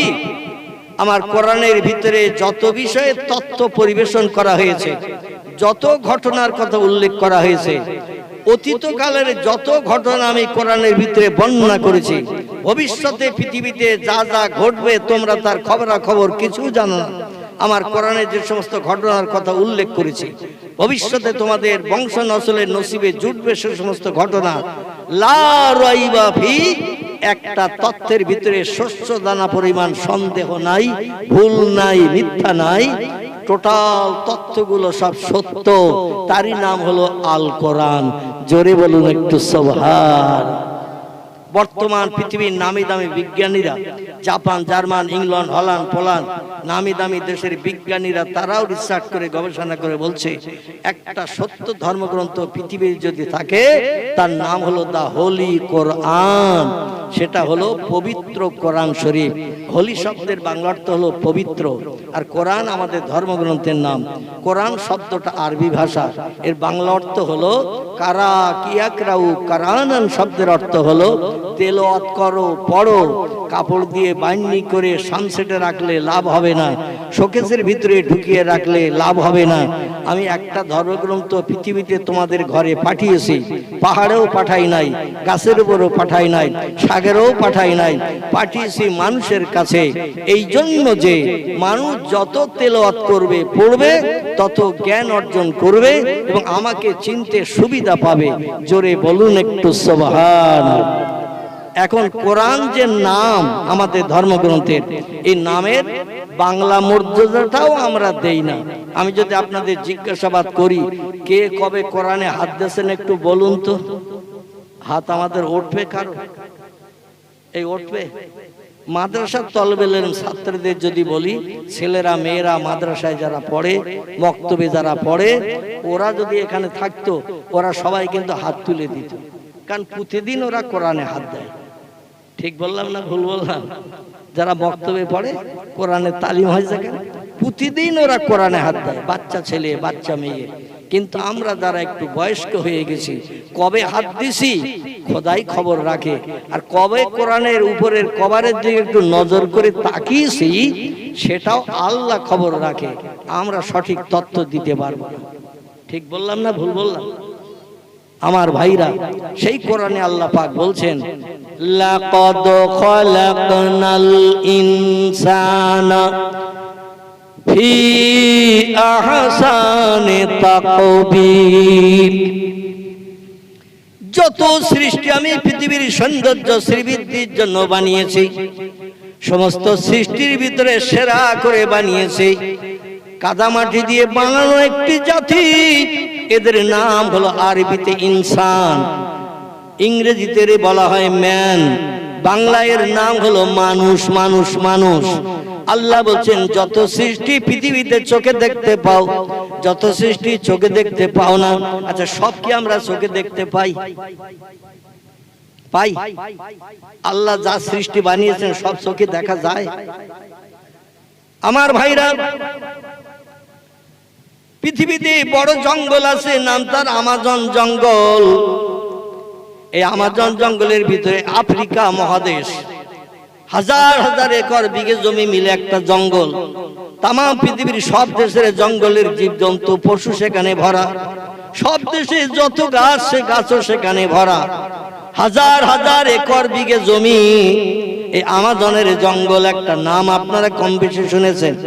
কতজন জীবজন্তু সেখানে বাস করে মানুষের এখনো তথ্য দিতে পারেনি। মাঝে মধ্যে কিছু জীবজন্তু দেখে, ফটোগ্রাফ করে টেলিভিশনে পর্দায় দেখায়। পৃথিবীতে 7টি সাগর আছে, বাচ্চা বেলায় পড়েছেন। 7 সমুদ্র পড়েছেন না? আচ্ছা, আমি যদি বলি সাগর কে কে দেখেছেন একটা হাত তোলেন। সবার কি হাত উঠবে? উঠবে? নামে পড়েছেন, ধারাপথে পড়েছেন 7 সমুদ্র। এইটা পড়েছেন সমুদ্র আছে 7টি। কিন্তু আমরা অনেকে সাগরের ধারে এখনো যেতে পারি নাই, দেখতে পারি নাই। তো আমাদের এই পশ্চিম বাংলার শেষ প্রান্ত দীঘা বলে একটি জায়গা আছে। আবার আপনি দক্ষিণ 24 পরগনা কাকদ্বীপ হয়ে যাবেন, 8 নম্বর কচুবেড়িয়া পেরিয়ে যে ওপারে যাবেন কপিল মুনির আশ্রম। ওখানে গেলে সাগর দেখার সুযোগ পাবেন। যে সাগরের নাম হলো বঙ্গোপসাগর, ভারত মহাসাগর, আটলান্টিক মহাসাগর, প্রশান্ত মহাসাগর, ভূমধ্য সাগর, লোহিত সাগর আছে না? এই রকম সাগর আল্লাহ বানিয়ে রেখেছেন। পৃথিবীর 4 ভাগের 3 ভাগ পানি, 1 ভাগ মাটি। আমার মনে মনে ধারণা হয় আগামীতে নাতি নাতকুর যারা লেখাপড়া করছে, এরা আরো ভালো যন্ত্র ভবিষ্যতে বানাবে না। প্রথম মোবাইল মেশিন যখন বেরিয়েছিল, আমার পকেটে আছে মেশিন, এই রকম ধরনের মেশিন। এখন সব এই রকম লম্বা লম্বা মেশিন বেরিয়েছে না বেরোয়নি? আচ্ছা, এই মেশিনে কি ফটো টটো দেখা যায়? একটু কথা বলতে হবে। এতে ফটো দেখা যায়, দূর দূরান্ত থেকে কেউ যদি থাকে তার সঙ্গে বাস্তব চেহারা দেখে গল্প করা যাবে। কিন্তু এখন এই যে টাচ মোবাইল বেরিয়েছে, টাচ আঙুল লাগালি সঙ্গে সঙ্গে অ্যাকশন, বোঝা যাচ্ছে? এ যদি আপনি সামনে ধরেন দিল্লি, বোম্বাই, কানপুর, লখনৌ, ভারতবর্ষের বিভিন্ন অঙ্গরাজ্য, কিংবা Japan, German, England, Holland, Poland, Italy, Brazil, এরকম যে কোনো দেশে, সৌদি আরব, আরব আমিরাত, শাম, সিরিয়া, মরক্কো, ইয়ামান, বিভিন্ন দেশে যদি আপনজন থাকে, আপনি কোড নম্বর দিয়ে, এক একটা দেশের এক একটা কোড নম্বর আছে। আমাদের দেশের কোড নম্বর 0091। কি নাম বললাম? আমাদের দেশের কোড নম্বর 0091। যেখানেই থাকেন না কেন ওখান থেকে নাম্বারের আগে এই 0091 দিয়ে এইবার নাম্বারটা পুশ করবেন। আপনার কাছে, আপনি এই পশ্চিম বাংলায় থাকেন আর ভারতের যে কোনো রাজ্যে থাকেন, আপনার কাছে ফোন যাবে না? যাবে না। আমাদের পাশে আছে এই পূর্ব দিকে বাংলাদেশ আছে না? ওদের দেশে কথা বলতে গেলে এই 0091 আগে দিয়ে ফোন নম্বর দিলে যাবে তো? কথা বলেন, যাবে না। বাংলাদেশের কোড নম্বর 0088, কোড নম্বর 0088 দিয়ে তারপরে ফোন নম্বর দিতে হবে, দিলে সেখানে ফোনটা যাবে। এখন ঘটনা আমি যেটা বলতে চাচ্ছি সেটা হলো এই, প্রযুক্তি যুগের বিজ্ঞানীরা প্রথম বানিয়েছিল এই রকম মোবাইল। এখন টাচ মোবাইল বেরিয়েছে, টেলিভিশন এখন অকেজো হয়ে গেছে। টেলিভিশন দেখতে গেলে ঘরে ঢুকতে হতো, তারপরে সামনে বসতে হতো। এখন আর টেলিভিশন ঘরে আর চালানোর সময় পাচ্ছে না, পকেটেই টেলিভিশন ভরা। ঠিক বললাম না ভুল বললাম? পকেট থেকে বার করে নিয়ে আপনি খুলবেন মোবাইল, সঙ্গে সঙ্গে দেখবেন আপনার মনের শখ মেটানো ফটোগুলো বেরিয়ে আসবে। আমি এই বাইরের কথা বলবো না, আমাদের বসিরহাটও কয়েকটা সিনেমা হল অকেজো হয়ে গেছে। ঠিক বললাম না ভুল বললাম? খবর অনেকে রাখেন, অনেকে রাখেন না। এই হাসনাবাদ রুটে ময়লা খোলার ওখানে একটা সিনেমা হল ছিল, নাম ছিল তার কি, খোদার কসম আমি একদিনও ঢুকিনি, তবে নামটা আমি আগে বললে বলেন হুজুর তালি গেল বোধহয়। এই জন্য আপনাদের কাছে নামটা জিজ্ঞাসা করলাম। খোদার কসম এই স্টেজে বসে বলছে আমি একদিনও ঢুকিনি। এই সিনেমা হলটির নাম কি একটু বলেন? দেখেছ তো বাচ্চার খবর দেখেছেন? আহারে আপনারা তো কথা বলবেন না, এতে কাবে নিয়ত করেছেন, কিন্তু বাচ্চা বলে দিচ্ছে দেবজানি। আচ্ছা ওটা আছে এখন? আছে? হ্যাঁ নেই। আমাদের বসিরহাট রোড থেকে বেড়াচাপার দিকে যেতে, বসিরহাট তীরমণি পার হয়ে যে ডান হাতে একটা সিনেমা হল ছিল না? ছিল না? ছিল না? ছিল না? কলেজ পাড়ার আগে ওর নাম ছিল ফাল্গুনী। আছে এখন? আছে। আর একটা সিনেমা হল পূর্বে ছিল ইসামতি নদীর ধারে খেয়াঘাটের কাছে। ছিল না? ছিল না? অচল হয়ে রয়েছে, যদিও সেখানে লোকজন যায় না। একটু পেরিয়ে যান দেগঙ্গার কাছে, দেগঙ্গা না দেগঙ্গার কাছের কথা বলতে তোরা যাসনি ওখানে বাবা। শোন, ওই দেগঙ্গা স্টপেজের আগে ব্যাকের কাছে ডান পাশে একটা হল ছিল, সিনেমা হল। নাম ছিল তার তারা। তারা কি নাম বলা? তারা। সব নস্বাত হয়ে গেছে, ভেঙে চুরমার করে দিয়েছে হলের মালিকেরা। তার কারণ মানুষ পকেট থেকে মাল বার করে সিনেমা দেখতে পাচ্ছে। টাকা খরচ করে কেন হলে যে 3 ঘন্টা বসে থাকবে? একটা ফিল্ম দেখাবে 2.5 ঘন্টা 3 ঘন্টা। যেদিন যে ফিল্ম দেখাবে কেউ যদি বলে ওটা আমরা 3 দিন আগে দেখে গেছি, ওটা আর আজকে দেখবো না, হলের মালিক কি অন্য ঘুরিয়ে দেখাতে পারবে? কিন্তু মোবাইলে যখন তখন আপনি টাচ মারবেন, ঘুরবেন, বিভিন্ন ফিল্ম বার হবে না? হবে না? আর এই মোবাইল এখন টেলিভিশনের বাবা হিসাবে বিবেচিত হওয়ার কারণে সিনেমা হলে আর মানুষ যাচ্ছে না। হলের মালিকেরা শুধু প্রহর গুনতেছে, দিন গুনতেছে, আয় তো আর হচ্ছে না, কেউ আর আসে না। ভেঙে ফেলে আবার নতুন করে ব্যবসা শুরু কর। ঠিক বললাম না ভুল বললাম? অধিকাংশ জায়গায় ভেঙে নতুন করে ব্যবসা শুরু করে দিয়েছে প্রযুক্তি যুগের বিজ্ঞানীদের উন্নতির কারণে। এই বিজ্ঞানীরা ভবিষ্যতে এমনও মেশিন বানাবে যে মেশিন বানিয়ে রিসার্চ করে বলবে, আগের বিজ্ঞানীরা বলেছিল পৃথিবীর 4 ভাগের 3 ভাগ পানি, 1 ভাগ মাটি। আমরা ভালো যন্ত্র মেশিন বানিয়ে দেখলাম পৃথিবীর 5 ভাগের 4 ভাগ পানি, 1 ভাগ মাটি। ভবিষ্যতে আমাদের ভবিষ্যৎ জেনারেশন যারা আসছে, ভালো যন্ত্র বানিয়ে তত্ত্ব তারা দিতে পারে কিনা? পারে কিনা? মানুষ শুধু মানুষের ভুল ধরার জন্য ব্যস্ত। আগেকার যুগের যা কিছু সেগুলো এখন সব ভুল প্রমাণ করে নতুন নতুন প্রমাণ দিচ্ছে, আর সেগুলো পুস্তকের পৃষ্ঠা লিপিবদ্ধ হচ্ছে। কিন্তু আমি আপনাদের কাছে বলবো, এতগুলো তথ্য দেওয়ার কারণ হলো কোরআনের বয়স হয়েছে 1500 বছর, এখনো দুনিয়া ধ্বংস পর্যন্ত কোরআন থাকবে। একটু বুকে হাত দিয়ে চিন্তা করে বলুন, প্রযুক্তি যুগের বিজ্ঞানীরা হাজারো যন্ত্র মেশিন বানানো সত্ত্বেও কিয়ামত পর্যন্ত কোরআনের একটা তথ্য মিথ্যা প্রমাণ করতে পারবে? পারবে? কোরআনের কথা মিথ্যা প্রমাণ করতে পারবে না। সেই কোরআনে আল্লাহ বলছেন, যত সৃষ্টি আমি বানিয়েছি, সূরা 3-এর ভিতরে আল্লাহ বলছেন সৃষ্টির ভিতরে সেরা করে বানিয়েছি আমি মানুষকে। একটু জোরে বলুন সুবহানাল্লাহ। তাহলে সৃষ্টির ভিতরে সেরা কারা? মানুষ। আল্লাহ মানুষের জন্য একটা গাইড বুক দিয়েছেন, জীবন বিধান। এর নাম হলো আল কোরআন, যেটা অতীতে লৌহে মাহফুজে সংরক্ষিত ছিল, ফি লৌহিম মাহফুজ। আল্লাহ বলছেন উম্মতে মুহাম্মাদের কল্যাণের জন্য অতীতকালে তৈরি করে রেখেছিলাম। নবী দুনিয়ায় আসেনি, তাই কোরআন দুনিয়ায় পাঠায়নি। নবীর আসার 40 বছর পরে কোরআনের শুভ সূচনা হয়েছে হেরা পাহাড়ের মাথায়। বিশ্ব নবীর মরণের দিন পর্যন্ত আল্লাহ পাক কোরআন পাঠিয়েছেন জিবরিল আমিন মারফত।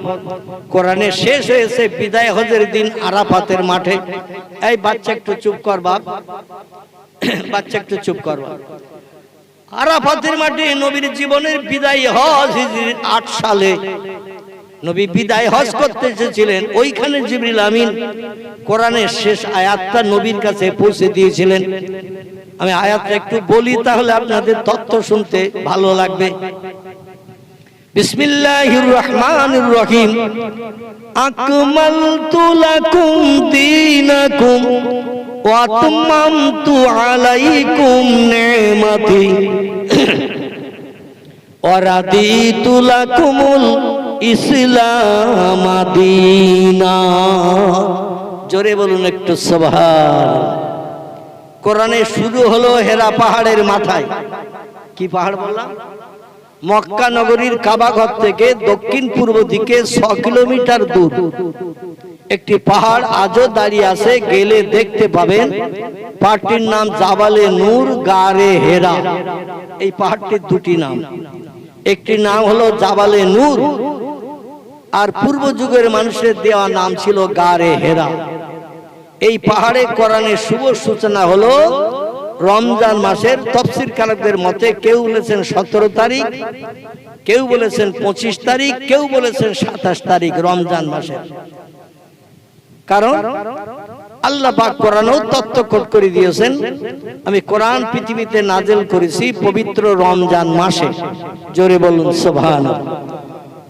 এখন এই রমজান মাসে একটি পবিত্র দিন আছে, ইন্না আনজালনাহু ফি লাইলাতুল কদর ওমা আদরাকা মা লাইলাতুল কদর লাইলাতুল কদরে খায়রুম মিন আলফি শাহর। শেষ পর্যন্ত সূরাটির নাম হলো সূরাতুল কদর। এই সূরা কদরের ভিতরে আল্লাহ বলছেন, আমি আমার বাণী কোরআন, ইন্না আনজালনাহু ফি লাইলাতুল কদর, আমি আমার লৌহে মাহফুজে সংরক্ষিত কোরআন পৃথিবীতে নাজিল করেছিলাম লাইলাতুল কদরের রাতে। আমরা রমজান মাসে লাইলাতুল কদর বলে একটা পবিত্র রাত জানি। এই রাতটা কত তারিখের বলেন তো? টক্কর বলেন। এই রাতটা কত তারিখের রাত রমজান মাসের? 27। এত দেরি হলো বলতে? 27 রমজানের কদরের রাত। এটাকে আমরা রমজান মাসের সবথেকে দামি রাত হিসাবে মর্যাদা দিয়ে থাকি। কিন্তু পয়গম্বর মুহাম্মদ রাসূলুল্লাহ বলছেন, রমজানের শেষ দশকে বিজোড় যে কটা রাত আছে, খুব ভালো করে শুনুন, রমজানের শেষ দশকে মানে 20 থেকে 30, এই শেষ দশকে বিজোড় রাত যে কটা আছে, ওই রাতে তোমরা কদরের রাতের অন্বেষণ করো। কারণ বিজোড় রাতের কোন একটা রাত আল্লাহ পাক তার আসমানি রহমত উম্মতে মুহাম্মাদের জন্য পৃথিবীতে বর্ষণ করে থাকেন। জোরে বলুন একটু সুবহানাল্লাহ। কিন্তু আমরা একাধারে বিশ্বাস করে নিয়েছি যে 27 তারিখের রাত হলো কদরের রাত, ওই দিন একটু রাত জাগবো, ওই দিন একটু নফল নামাজ পড়বো, ওই দিন একটু কবর জিয়ারত করব। আর যে কটা রাত আছে 21, 23, 25, 27, 29, কটা হলো? 21, 23, 25, 27, 29, কটা হলো? 5টা। এই 5টার ভিতরে আমরা একটা রাত পছন্দ করে নিয়েছি, আর 4টে আমরা গুদম ঘরে ফেলে রেখে দিয়েছি। এই আজ যে 4টি রাত আছে, এই রাতে কেউ কোনোদিন আমরা রাতও জাগি না, নফল নামাজও পড়ি না, কবর জিয়ারত করতেও যাই না। আল্লাহর কাছে কোনোদিন রাতের গভীরে দোকানে হাত তুলে চোখের দুফোঁটা পানি ফেলে আল্লাহর কাছে জীবনে সুখ শান্তি কিছু চাই না। আল্লাহ বলছেন, পবিত্র রাত আমি তোমাদের জন্য রমজান মাসে দান করলাম। এই রাতে যে বান্দা চোখের পানি ফেলে আমার কাছে কিছু চাইবে, আমি আল্লাহ তারে বঞ্চিত করব না। কোরআনে ওয়াদা করেছি, ইন্নাল্লাহা লা ইউখলিফুল মিআদ, আমি যত ওয়াদা করেছি আমার একটা ওয়াদা অতীতে ভঙ্গ করিনি, বর্তমানও করছি না, ভবিষ্যতেও করব না। যত ওয়াদা কোরআনে করেছি, ইন্নাল্লাহা লা তুখলিফুল মিআদ, আমি একটা ওয়াদা কোনোদিন ভঙ্গ করিনি আর করব না। জোরে বলুন একটু সুবহানাল্লাহ। তবে 27 তারিখের রাত জেগে ইবাদত করবেন, হাত তুলে দোয়া করবেন, আমি আপত্তি করছি না। কিন্তু এই রাতটা যে কদরের রাত, এটা কিন্তু সঠিক নয়। এই জন্য 21, 23, 25, 27, 29 এই 5টা রাত একটু জাগার চেষ্টা করবেন। কারণ কিয়ামুল লাইল আর সাওমুন নাহার হাদিস শরীফে দুটি তথ্য এসেছে, খুব ভালো করে শুনুন। একটা হলো কিয়ামুল লাইল, রমজান মাসে তোমরা দাঁড়িয়ে দাঁড়িয়ে নামাজ পড়ো রাত্র দ্বীপ্রহরের পর থেকে নিয়ে ফজরের আজানের আগ পর্যন্ত। এই সময়টাকে আল্লাহ কোরআনের 15 পারা একটি সূরা কোট করেছেন। সূরাটির নাম দিয়েছেন সূরাতুল বনি ইসরাইল। কি নাম বললাম? একটু কথা বলেন। সূরায়ে বনি ইসরাইল। আচ্ছা, শুধু কোরআনের কথা তত্ত্ব দিতে আপনাদের অসুবিধা হচ্ছে? যদি বলেন অসুবিধা হচ্ছে হুজুর, তাহলে আমি লম্বা কিসসা বলবো, আমার আগের বক্তা যেমন বলছিলেন। লাভবানি তেমন কিছু হবে না। সত্য কোরআনের কথা শুনবেন, মগজে একটু চিন্তা করবেন, তাহলে ভবিষ্যতে একটু লাভ পাওয়া যাবে বলে আশা করা যায়। আর কোরআনের একটা অক্ষর পড়লেই 10টা সওয়াব হবে। যে লোকটা একটা অক্ষর শুনবে তারও নসিবে 10টা সওয়াব হবে। জোরে বলুন একটু সুবহানাল্লাহ। তাহলে কোরআন বলা ভালো না খারাপ? হাদিস পড়া ভালো না খারাপ? সত্য কথা শুনতে অনিচ্ছা যাদের আছে, আমি বুঝবো তাদের ইমানে খাতরা আছে, শয়তান তাদের বেড়াজালে ঘিরে ফেলেছে। কারণ কোরআনের সত্য কথা শুনতে যারা অনীহা প্রকাশ করবে, যারা মনে করবে যে ওয়াজ ভালো হচ্ছে না, এর দরকার নেই, হুজুর দোয়া করে দিন, আমি বলবো তাদের ইমানের খাতরা আছে। কারণ কোরআন হলো পৃথিবীতে সেরা সত্য কথা। এই সত্য কথা শুনিয়ে যারা মগজে একটু চিন্তা ভাবনা করবে, আল্লাহর অফুরন্ত রহমত তাদের জন্য বর্ষিত হবে। ভবিষ্যতে যেদিন বাপ ছেলের হবে না, ছেলে বাপের হবে না, মা মেয়ের হবে না, মেয়ে মায়ের হবে না, ভাই ভাইয়ের হবে না, বোন ভাইয়ের হবে না, আপনজন বন্ধু বান্ধব কেউ কারো হবে না। কোরআনের সেদিন জবান আল্লাহ খুলে দেবেন। কোরআন বলবেন আমার বন্ধু যাচ্ছে জাহান্নামে, আর আমি আপনার জান্নাতে যাব। আল্লাহ, আমি আমার বন্ধুরে নিয়ে জান্নাতে যেতে চাই। সেদিন কোরআনের দাবি আল্লাহ পছন্দ করে আপনার আমার মতো গুনাহগার জাহান্নামীকেও আল্লাহ জান্নাত হালাল বানিয়ে দেবেন। জোরে বলুন একটু সুবহানাল্লাহ। আমার ভাইরা, কিসসা যদি শুনতে চান আমি নিয়ে আসছি সামনের দিকে, একটুখানি ধৈর্য ধরেন। আল্লাহ পাক রব্বুল আলামিন বললেন, ও আমার বান্দা বান্দিরা তোমরা শোনো, পৃথিবীর সেরা সৃষ্টি শোনো। মান আমানা বিল্লাহ, আমারে তোমরা দেখতে পাবে না, না দেখে আমারে স্রষ্টা বলে মান্যতা দিতে হবে, বিশ্বাস করতে হবে। 2 নম্বর হলো আল ইয়াউমিল আখির, পরকাল বলে আমি লম্বা জিন্দেগি বানিয়েছি, জিন্দেগির শেষ নাই। পূর্বে একটা প্রশ্ন করেছিলাম আপনাদের কাছে, মনে আছে কিনা? সব জিনিসের শেষ আছে, একটা জিনিসের শেষ নাই। বলেছিলাম পূর্বে, বলেছিলাম, কিন্তু আপনারা তথ্য দিতে পারেন নাই। কেউ আপনারা বলেনও নাই, হুজুর আপনি বলে দেন।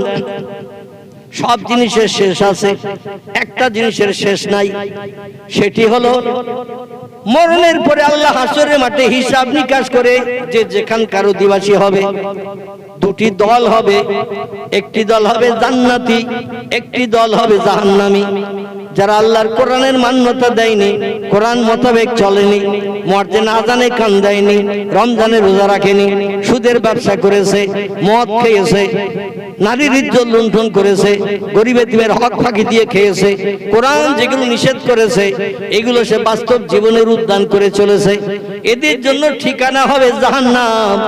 আর কোরআনের নির্দেশ মেনে পৃথিবীতে যে চলেছে, কোন মেয়ের দিকে আর চোখে তাকিয়ে দেখেনি, কোন নারীর ইজ্জত লুণ্ঠন করেনি, বিধবার দরজার কড়ায় রাজ্যটা যে নাড়া দেয়নি, কোন গরিব এতিমের হক ফাঁকি দিয়ে খায়নি, সিনেমায় যে যায়নি, যাত্রা যে দেখেনি, যে লোকটি সুদের ব্যবসা করেনি, মদ যে লোকটি খায়নি, এগুলো হলো কোরআনের বিধান মেনে চলা।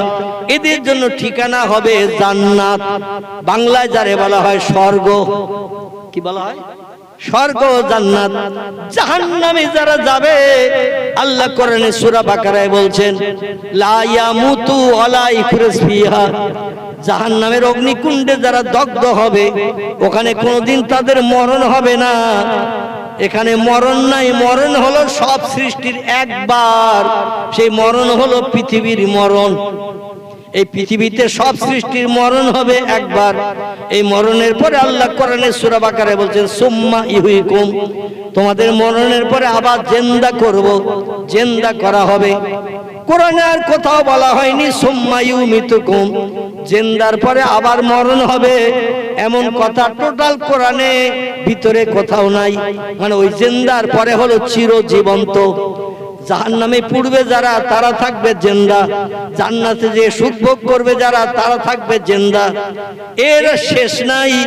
কোটি কোটি কোটি কোটি কোটি কোটি বছর ধরে জান্নাতীরা জান্নাতে সুখ ভোগ করবে, কোটি কোটি কোটি কোটি কোটি কোটি বছর ধরে জাহান্নামে দগ্ধ হবে যারা, মরণ তাদের হবে না। কারণ ওই যে জীবন্ত জীবন দেয়া হয়েছে মরণের পর, আর মরণ হবে না, এই জিনিসের শেষ নাই। জোরে বলুন একটু আমিন। যখন মরণ আর হবে না, সেখানে আমরা সুখ চাই না অশান্তি চাই, সুখ চাই না দুঃখ চাই। যেখানে আর মরণ নাই সেখানে আমরা সুখ চাই, ভালোভাবে বসবাস করতে চাই, সুখী হতে চাই। এটা চাই না, চাই না? আল্লাহ বলছেন তাই যদি চাও তাহলে চারটে কাজ করো। কটা? চারটি কাজ তোমরা করো, খুব ভালো করে মন দিয়ে শোনেন। আল্লাহ বলছেন মান আমানা বিল্লাহ, প্রথম নম্বরের কাজ হলো আমি আল্লাহ আমার পৃথিবীর জমিনে দেখতে পাবে না, তবে সব সৃষ্টিরে বানিয়েছি আমি, সব সৃষ্টির মূলে হলাম আমি। আমারে না দেখে বিশ্বাস করো এই তাম বিশ্ব ব্রহ্মাণ্ডের মালিক একজন আছে, তিনি হলেন আল্লাহ। দুই নম্বর অল ইয়াউমিল আখির, পরকাল বলে একটা লম্বা জিন্দেগি বানিয়ে রেখেছি, যে জিন্দেগির শেষ নাই। জান্নাতীদের শেষ নাই, জাহান্নামীদের শেষ নাই। এখানে সুখের জায়গা দুঃখের জায়গা দুটি জায়গা বানিয়েছি, কঠিন শাস্তি আবার পরম আনন্দ, দুটি জায়গা বানিয়েছি। দুনিয়ায় বেঁচে থাকতে দেখতে পাবে না, তোমরা না দেখে যদি বিশ্বাস করতে পারো তাহলে দুই নম্বরের কাজ তোমাদের করা সম্ভব হলো। এখনো বাকি কটা? কটা বললাম? চারটে। কটা বললাম? চারটে কাজ করেন। আয়াতে আল্লাহ চারটে কাজের কথা বলেছেন, আমি দুটির কথা বললাম, এখনো দুটি বাকি, ওই দুটি বলে নেই। এবার একটু কিসসা কাহিনীর দিকে যাব আপনাদের মনোসন্তুষ্টের জন্য। যদি আমার ইচ্ছা ছিল টোটাল বক্তব্য শেষ পর্যন্ত আমি কোরআন হাদিসের কথাই শুধু বলবো, কিন্তু একেবারে পাড়াগাঁও এলাকা তো, এই জন্য পরিবেশ বুঝে বক্তৃতা করতে হয়, ঠিক কি না? এই জন্য আমাকে একটু নিয়ে যেতে হবে ওই দিকে, যেদিকে গেলে আপনারা খুশি হবেন। আলহামদুলিল্লাহ। আল্লাহ বলছেন ওয়া আমিলা সালেহান, 3 নম্বর। কোন নম্বর? 3 নম্বরের কাজ হলো আমারে না দেখে বিশ্বাস করো, 1 নম্বর। 2 নম্বর হলো পরকাল বলে লম্বা জিন্দেগি বানিয়েছি, যেখানে মরণ টরণ নাই, ওই জায়গাটাও দেখতে পাবে না, না দেখে বিশ্বাস করো। 3 নম্বর হলো আমিলা সালেহান, আমার কোরআনের কথা সত্য জেনে ভালো ভালো সৎ কাজগুলো করো। মর্জে আযান দিলে নামাজ পড়ো, মিথ্যা কথা বলো না, চুরি ডাকাতি করো না, ছিনতাই গুন্ডামি করো না, মানুষের প্রাণ নাশ করো না, মানুষ মার্ডার করো না, বিধবার দরজার কর্নার দিয়ে চরিত্র নষ্ট করো না, কোন ছোট ছোট বাচ্চাদের বাপ মাহারা এতিম বানিও না, মদ খেও না, সুদের ব্যবসা করো না, সিনেমা যাত্রায় যেও না, এই সমস্ত খারাপ কাজগুলো করো না, বরং ভালো ভালো কাজগুলো করো। আমলে সালেহা, ভালো ভালো কাজগুলো করো। আর একটা কাজ বাকি আছে, সেটা এবার বলবো, হয়ে গেছে 3টি। 4 নম্বরের কাজ হলো আল্লাহ বলছেন এই পৃথিবীর মানুষ তোমরা শোনো, মান আমানা বিল্লাহ ওয়াল ইয়াউমিল আখির ওয়া আমিলা সালেহান, তোমরা যদি ভালো সৎ কাজ করতে পারো, 4 নম্বরে তোমাদের জন্য আমি একটা প্রতিদান রেখে দিয়েছি, ফালাহুম আজরুহুম ইনদা রাব্বিহিম, তোমাদের পরওয়ারদিগার আলাম আল্লাহর তরফ থেকে আমি আল্লাহ তোমাদের জন্য একটা পুরস্কার, তোহবা, গিফট, অনুদান রেখে দিয়েছি। তোমাদের জন্য একটা তোহবা, গিফট, পুরস্কার রেখে দিয়েছি। সেটি হলো আমার শান্তির জায়গা বানানো জান্নাত, আর অশান্তির জায়গা বানানো জাহান্নাম। জাহান্নামের খোরাক হয়ে যদি তোমরা কবরে বা শ্মশানে আসো, মৃত্যুবরণ করো, তোমাদের জাহান্নামের আগুনে দগ্ধ হতে হবে, কোনো সন্দেহ নাই। আর সৎ কাজ, ভালো কাজগুলো যদি করতে পারো, বিপদে মুসিবতে কারো যদি সাহায্য করো, সেখান থেকে জানো তুমি তোমার লাভের চিন্তা ভাবনা করে কোনো অর্থ আত্মসাতের চিন্তা ভাবনা করবে না। মানুষ এখন বিপদে পড়লে আরো মানুষ চেপে ধরে, ঠিক বললাম না ভুল বললাম? বিপদে বলে চেপে ধরে, যদি আরো কিছু ওর কাছে এখন বার করে নেওয়া যায়, নাউজুবিল্লাহ। আল্লাহ বলছেন ফালাহুম আজরুহুম ইনদা রাব্বিহিম, আমার তরফ থেকে তোমাদের পুরস্কারে বিবেচিত করা হবে। ফালা খাউফুন আলাইহিম, তোমাদের কোনো ভয় পেতে হবে না। ওয়ালা হুম ইয়াহজানুন, রাতের আঁধারে ঘুম কামাই করে চিন্তা করতে হবে না। অবশ্যই আমার কোরআন সত্য আর সত্য তত্ত্ব দিলাম, শুধু মরণটা বাকি। মরণ হয়ে যাওয়ার পরেই কবরে গেলে তোমরা আমার জান্নাতের শান্তি সুখ, জান্নাতের নেয়ামত তোমরা উপভোগ করতে থাকবে। এজা তাকুমুস সাআত, যতদিন পর্যন্ত কিয়ামত সংঘটিত না হবে। কিয়ামত বলতে সেটা কি বোঝায়? পশ্চিম দিকে ভোরবেলা যখন ডগমগ করে সূর্য উদয় না হবে, ততদিন পর্যন্ত তোমরা কবরের ভিতরে স্বস্তিতে শান্তিতে বসবাস করতে পারবে। আমার জান্নাতের নেয়ামতগুলো আমার ফেরেশতাদের মাধ্যম দিয়ে তোমাদের কবরে দৈনন্দিন পরিবেশন করা হবে। আর একটু জোরে বলুন নারায়ে তাকবীর। আমরা আল্লাহরে বিশ্বাস করি, আবার মাঝে মাঝে বলি সেই তো আল্লাহর বাপকে আছে, আমার বাপ ছিল তাই আমি হয়েছি, মা ছিল তাই মার পেটে আমি হয়েছি। এই মগজে চিন্তা হয় না? হয় না? আমরা বংশ জেনারেশন পরস্পর এই পৃথিবীতে হয়েছে, আল্লাহর বাপকে, আল্লাহর মাকে, আল্লাহ ছেলে কটা, মেয়ে কটা, আল্লাহর দাদার নাম কি, দাদির নাম কি, এসব চিন্তা মগজে আসে না? আসে না? কথা বলেন একটু। যারা চিন্তাবিদ মানুষ তারা মগজে সব কথাগুলো নিয়ে আসে। যে কোনো সূত্র না পেলে তো কিছু বানানো যায় না। বিজ্ঞানীদের তথ্য, কিছু জিনিস বানাতে গেলে সূত্র লাগে, সেই সূত্র নিয়ে রিসার্চ করে নিত্য নতুন জিনিস বানায়। তো আল্লাহ কিভাবে হইল, এই সূত্র তো একটা লাগবে। এইরকম চিন্তা ভাবনা যাদের মগজে আসে তারা একদিন চিন্তা করতে করতে নাস্তিক হিসাবে বিবেচিত হয়ে যায়। নাস্তিক তাদের বলা হয় যারা স্রষ্টা মানে না, ধর্ম মানে না, এদের বলা হয় নাস্তিক। আস্তিক তাদের বলে যারা আল্লাহরে না দেখে বিশ্বাস করে, আসমান জমিন দেখে বিশ্বাস করে। কুল সিরু ফিল আরদ, তোমরা আমারে যদি জানতে চাও, চিনতে চাও, ঘরের রান্নাঘরে বসে থেকো না, ঘরের ভিতরে থেকো না, বারান্দায় থেকো না, আমার জমিনে একটু বেরিয়ে পড়ো। পৃথিবীর জমিনে বেরিয়ে পড়ে আমার বানানোর নিদর্শনগুলো একটু দেখো, দেখলেই বুঝতে পারবে এই সব জিনিসের মালিক একজন আছে। জোরে বলুন একটু সুবহানাল্লাহ। আমলে 2000 টাকার নোট চালু হয়েছিল না? আগের নোট ব্যান্ড হওয়ার পরে 1500 নোট ব্যান্ড হওয়ার পরে 2000 টাকার নোট চালু হয়ে গেল না? আচ্ছা, এখন বাজারে গেলে আর 2000 টাকার নোট পাওয়া যায়? এই নোট সব গেল কোথায়? সরকার বার করেছিল 2000 টাকার নোট। আমি সত্য বলছি না মিথ্যা বলছি? সত্য বলছি, ঠিক তো নাকি? আচ্ছা, 2000 টাকার নোট এখন যদি ব্যাংকে যেও খোঁজেন পাবেন? কোন বড় বড় ব্যবসায়ীর কাছে গেলে এক একটা তার কাছে গেলে পাওয়া যেতে পারে। কারণ 4টে 500 টাকার নোট একসঙ্গে রাখলে যা হবে একটা 2000 টাকার নোটের সেই দাম হবে, ঠিক কি না? তাহলে বেশি কাগজ যারা পছন্দ করে না, বেশি দামের কাগজ, ওই 2000 টাকার নোট অনেকে পছন্দ করে সব গুদমজাত করে রেখেছে, আছে না? আমাদের পশ্চিমবাংলার কিছু মন্ত্রীও ধরা পড়েছে, তাদের সব বস্তাবন্দি টাকার ভিতরে 2000 টাকার নোটও পাওয়া গেছে। এ ঠিক বলছি না ভুল বলছি? যারা গুদমজাত করে রেখেছে। এখন এই 2000 টাকার নোট 100 টাকা করে যদি 10টা বান্ডেল করেন, আমি কিন্তু এখন ওয়াজ শুরু করিনি, একটু ট্রাক্টর দিচ্ছি। কি দিচ্ছি? ট্রাক্টর দিচ্ছি, মানে জমি একটু চষে নিচ্ছি। এই জমি চষে নিয়ে তারপর আমি দুটো দানা ছড়াবো।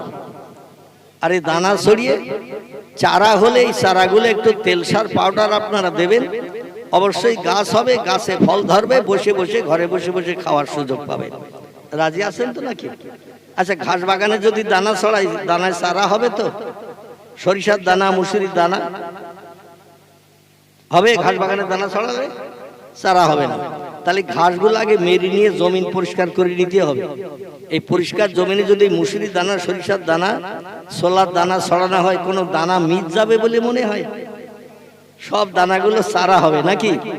আর এই চারার যখন যেটা প্রয়োজন হবে, তেল দেওয়ার প্রয়োজন হলে দিতে হবে, সার দেওয়ার প্রয়োজন হলে দিতে হবে, সেচন দেওয়ার দরকার হলে দিতে হবে, পানি দিতে হবে। এই সমস্ত জিনিসগুলো ব্যবহার করলে গাছ তাড়াতাড়ি বড় হবে না? হবে না? আচ্ছা, গাছ বড় হলে গাছের ধর্ম ফল দেওয়া, ঠিক না ভুল? যে গাছে ফল টল দেয় না ও গাছ রাখবো আমরা? রাখবো? বেকার শুধু জায়গা দখল করে রেখেছে, ফল হয় না, ও গাছ আমরা রাখবো না। যে গাছ ফল দেবে সে গাছ রাখবো। তো এই গাছ অবশ্যই এরা এদের ধর্ম ফল দেওয়া, আর ফল দিলে আমরা ফল যখন পেকে যাবে কর্তন করে মাটি থেকে ধান কাটি না, মুসুরি সরিষা এটা ওটা যা হয় পেকে যাওয়ার সময় ওগুলো খেতে রেখে আসি না, সব কেটে বাড়ি আনি। আলহামদুলিল্লাহ। একটু কথা বললে আমার কিছু দিতে সুবিধা হবে। আর যদি বলেন হুজুর বাড়ি থেকে খোকার মার সঙ্গে ঝামেলা করে এসেছে, মন গরম গরম ভাব, যা বলতে হয় রাত 10টার পর আপনি একাই বলেন, তাহলে আমার ওয়াজ মাথায় উঠে যাবে, আমি কিছু দিতে পারবো না। আপনারা আমার কথার প্রত্যুত্তর দিলে আমি বুঝবো যে মানুষ খাচ্ছে, কিছু দিলে গিলবে বা খাবে। এই জন্য আপনাদের কণ্ঠ থেকে কিছু কথা আমি নেব। রাজি আছেন তো নাকি? আর যদি বলেন রমজান মাসের শেষ দশক চলছে, এতেকাবে নিয়ত করে বসে আছে, এখন কথা বললেই এতেকাব ফাসেদ হয়ে যাবে, নষ্ট হয়ে যাবে, যা বলতে আপনি বলেন। আমি ওইরকম এক মুখো কথা বলতে আমি ওয়াজের মজলিসে আসি না। কিছু দেব আপনাদের কাছ থেকে, কিছু নেব, আবার কিছু প্রশ্নও আপনাদের কাছে করব। সঠিক হলেও উত্তর দেবেন, মগজে না থাকলেও উত্তর দেবেন, যেন এতেকাবে নিয়ত করে বসে থাকবেন না। যদি ভুল তথ্য দেন ইনশাআল্লাহ সংশোধন করার চেষ্টা করব, আর সঠিক হলে আলহামদুলিল্লাহ আমার কিছু দিতে সুবিধা হবে। রাজি আছেন তো নাকি? একটু একটু এগিয়ে আসেন, পিছনে বসার জায়গা হচ্ছে না তো, একটু একটু এগিয়ে আসেন, একটু একটু এগিয়ে আসেন, কাছে থেকে আসেন, একটু মহব্বতে কলেমা জিকির করে নেন। লা ইলাহা ইল্লাল্লাহ। বসা অবস্থা একটু একটু এগিয়ে আসেন আমার কাছে থেকে। লা ইলাহা ইল্লাল্লাহ, লা ইলাহা, লা ইলাহা ইল্লাল্লাহ মুহাম্মাদুর রাসূলুল্লাহ। সেই খোদার কসম, সেই খোদার কসম, সেই খোদার কসম, কোন ব্যক্তি সারা জীবনে একটাবার যদি কলেমা পড়ে তার নসিবে একদিন জান্নাত স্বর্গ তার জন্য বরাদ্দ হবে। একটু জোরে বলুন। জান্নাতে যেতে চাই না, চাই না, না জাহান্নামে নরকাগ্নিতে পুড়তে চাই? যারা শিক্ষিত বুদ্ধিমান তারা কোনোদিন নরকাগ্নিতে পুড়তে চাইবে না। যারা শিক্ষিত বুদ্ধিমান চালাক মানুষ তারা চাবে শান্তির জায়গা, ঠিক কি না?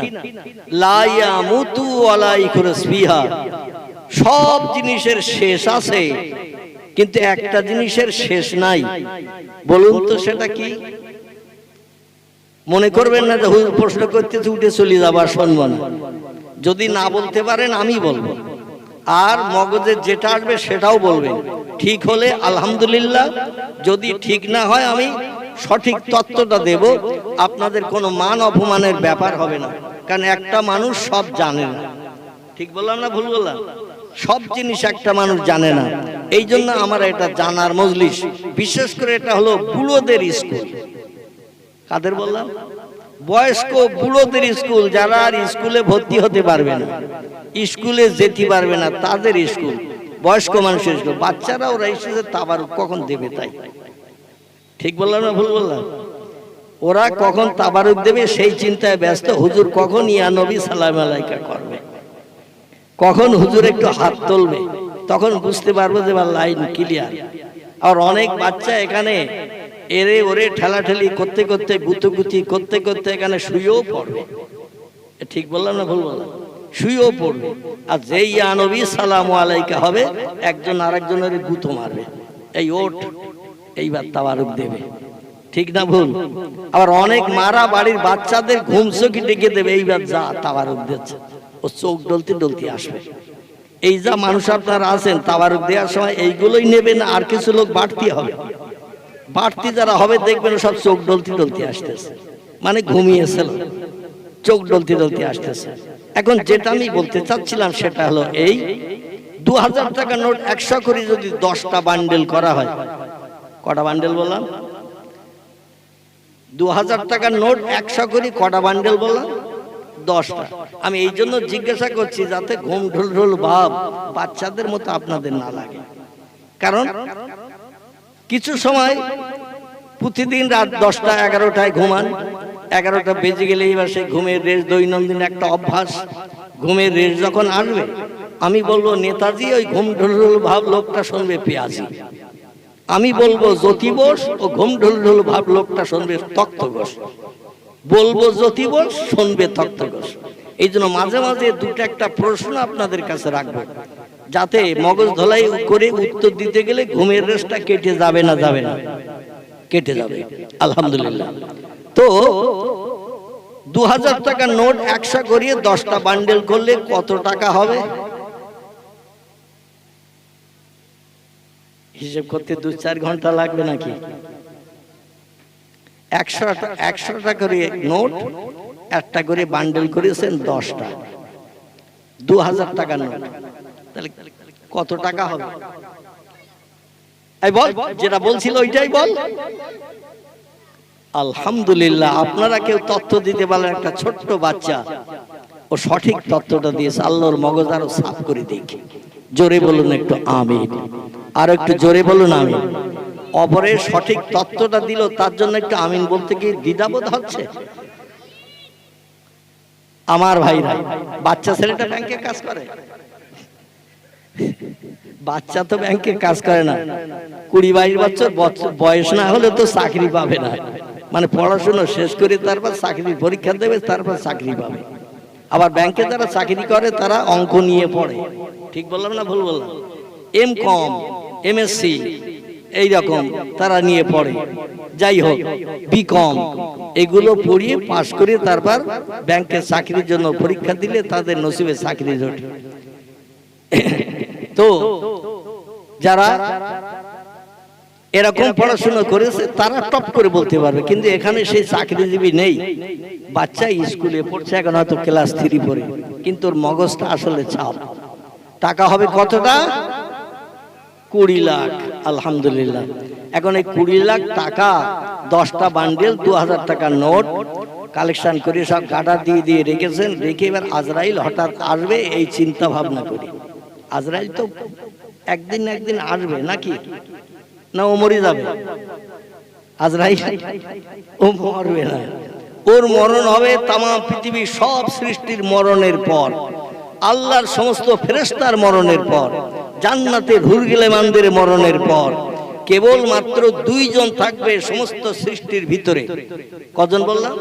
2 জন থাকবেন। একজন হলেন আল্লাহ সুবহানাহু তাআলা, আর যার হাতে মরণের দায়িত্ব দেওয়া হয়েছে সবার মরণের পরে সেই থাকবে, এর নাম হলো আজরাইল। এই 2 জন থাকবে। আল্লাহ তখন বললেন, এবার তুই মর। সব মরে গেছে, তুই আর আমি, এবার তুই মর।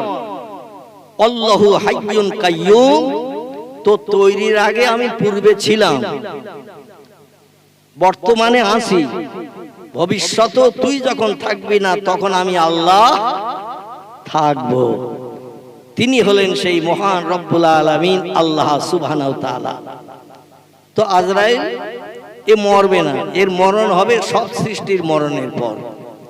এখন আজরাইল নিশ্চয় আসবে, এই ধারণা বিশ্বাস আমরা পৃথিবীর প্রত্যেকটি ধর্মাবলম্বীরা করি, ঠিক কি না? কারণ তাম বিশ্বব্যাপী বাদশাহিত্য করেছেন 2 জন ব্যক্তি। কজন বললাম? একটু মগজ পরিষ্কার করার জন্য বলছি। তাম পৃথিবী ব্যাপী 2 জন ব্যক্তি বাদশাহিত্য করেছেন, নেতৃত্ব করেছেন, দুনিয়ার জনগণকে নিয়ে সুখ দুঃখের ভাগিদার বনে তাদের সুযোগ সুবিধা মুখে হাসি ফোটানোর চিন্তা করেছিলেন। আচ্ছা, নাম বলতে পারবেন এই 2 জন ব্যক্তির? কে কে নাম? কি কি নাম তাদের? যদি না পারেন আমি বলি, কোনো ভয়ের কারণ নাই, চিন্তার কারণ নাই। যদি কোনো নাম মনে আসে বলবেন, সঠিক হতেও পারে, ভুল হতেও পারে। ভুল হলে সংশোধন হবে, সঠিক হলে আলহামদুলিল্লাহ। জোরে বলুন একটু সুবহানাল্লাহ। একজন ব্যক্তির নাম দাউদ নবীর বেটা। কি নাম বললাম? দাউদ নবীর বেটা। আচ্ছা, এনার নামটা বলতে পারবেন কেউ? সহজ করে দিলাম। আলহামদুলিল্লাহ, আলহামদুলিল্লাহ। এনার নাম ছিল হযরতে সুলাইমান আলাইহিস সালাতু সালাম। পৃথিবীতে বর্তমান দেশের সংখ্যা 256টার মতো। কটা বললাম? গুগল সার্চ করবেন, দেখতে পাবেন।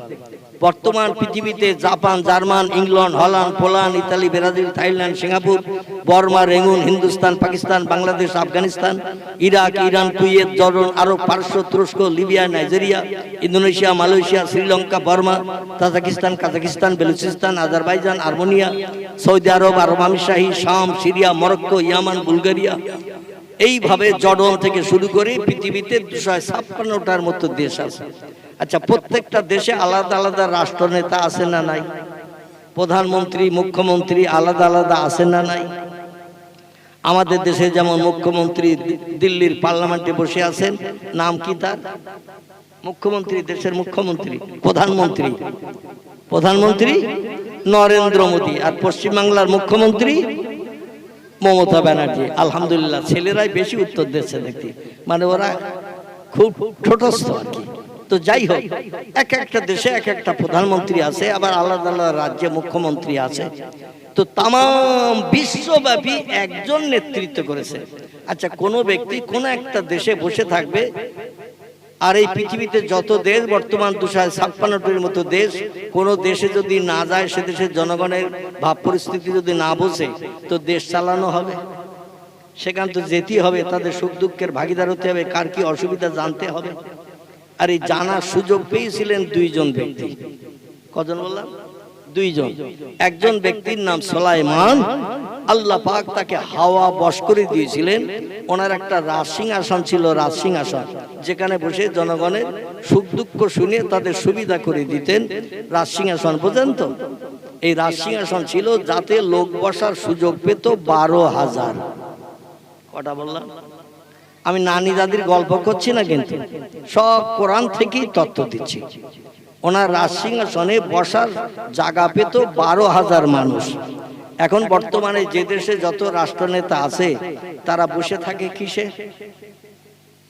দেশের প্রধানমন্ত্রী চেয়ার, এরকম বললে তো একটু সুবিধা পায়, চেয়ারে বসে থাকে। আচ্ছা, এক চেয়ারে কজন বসবে? একজন।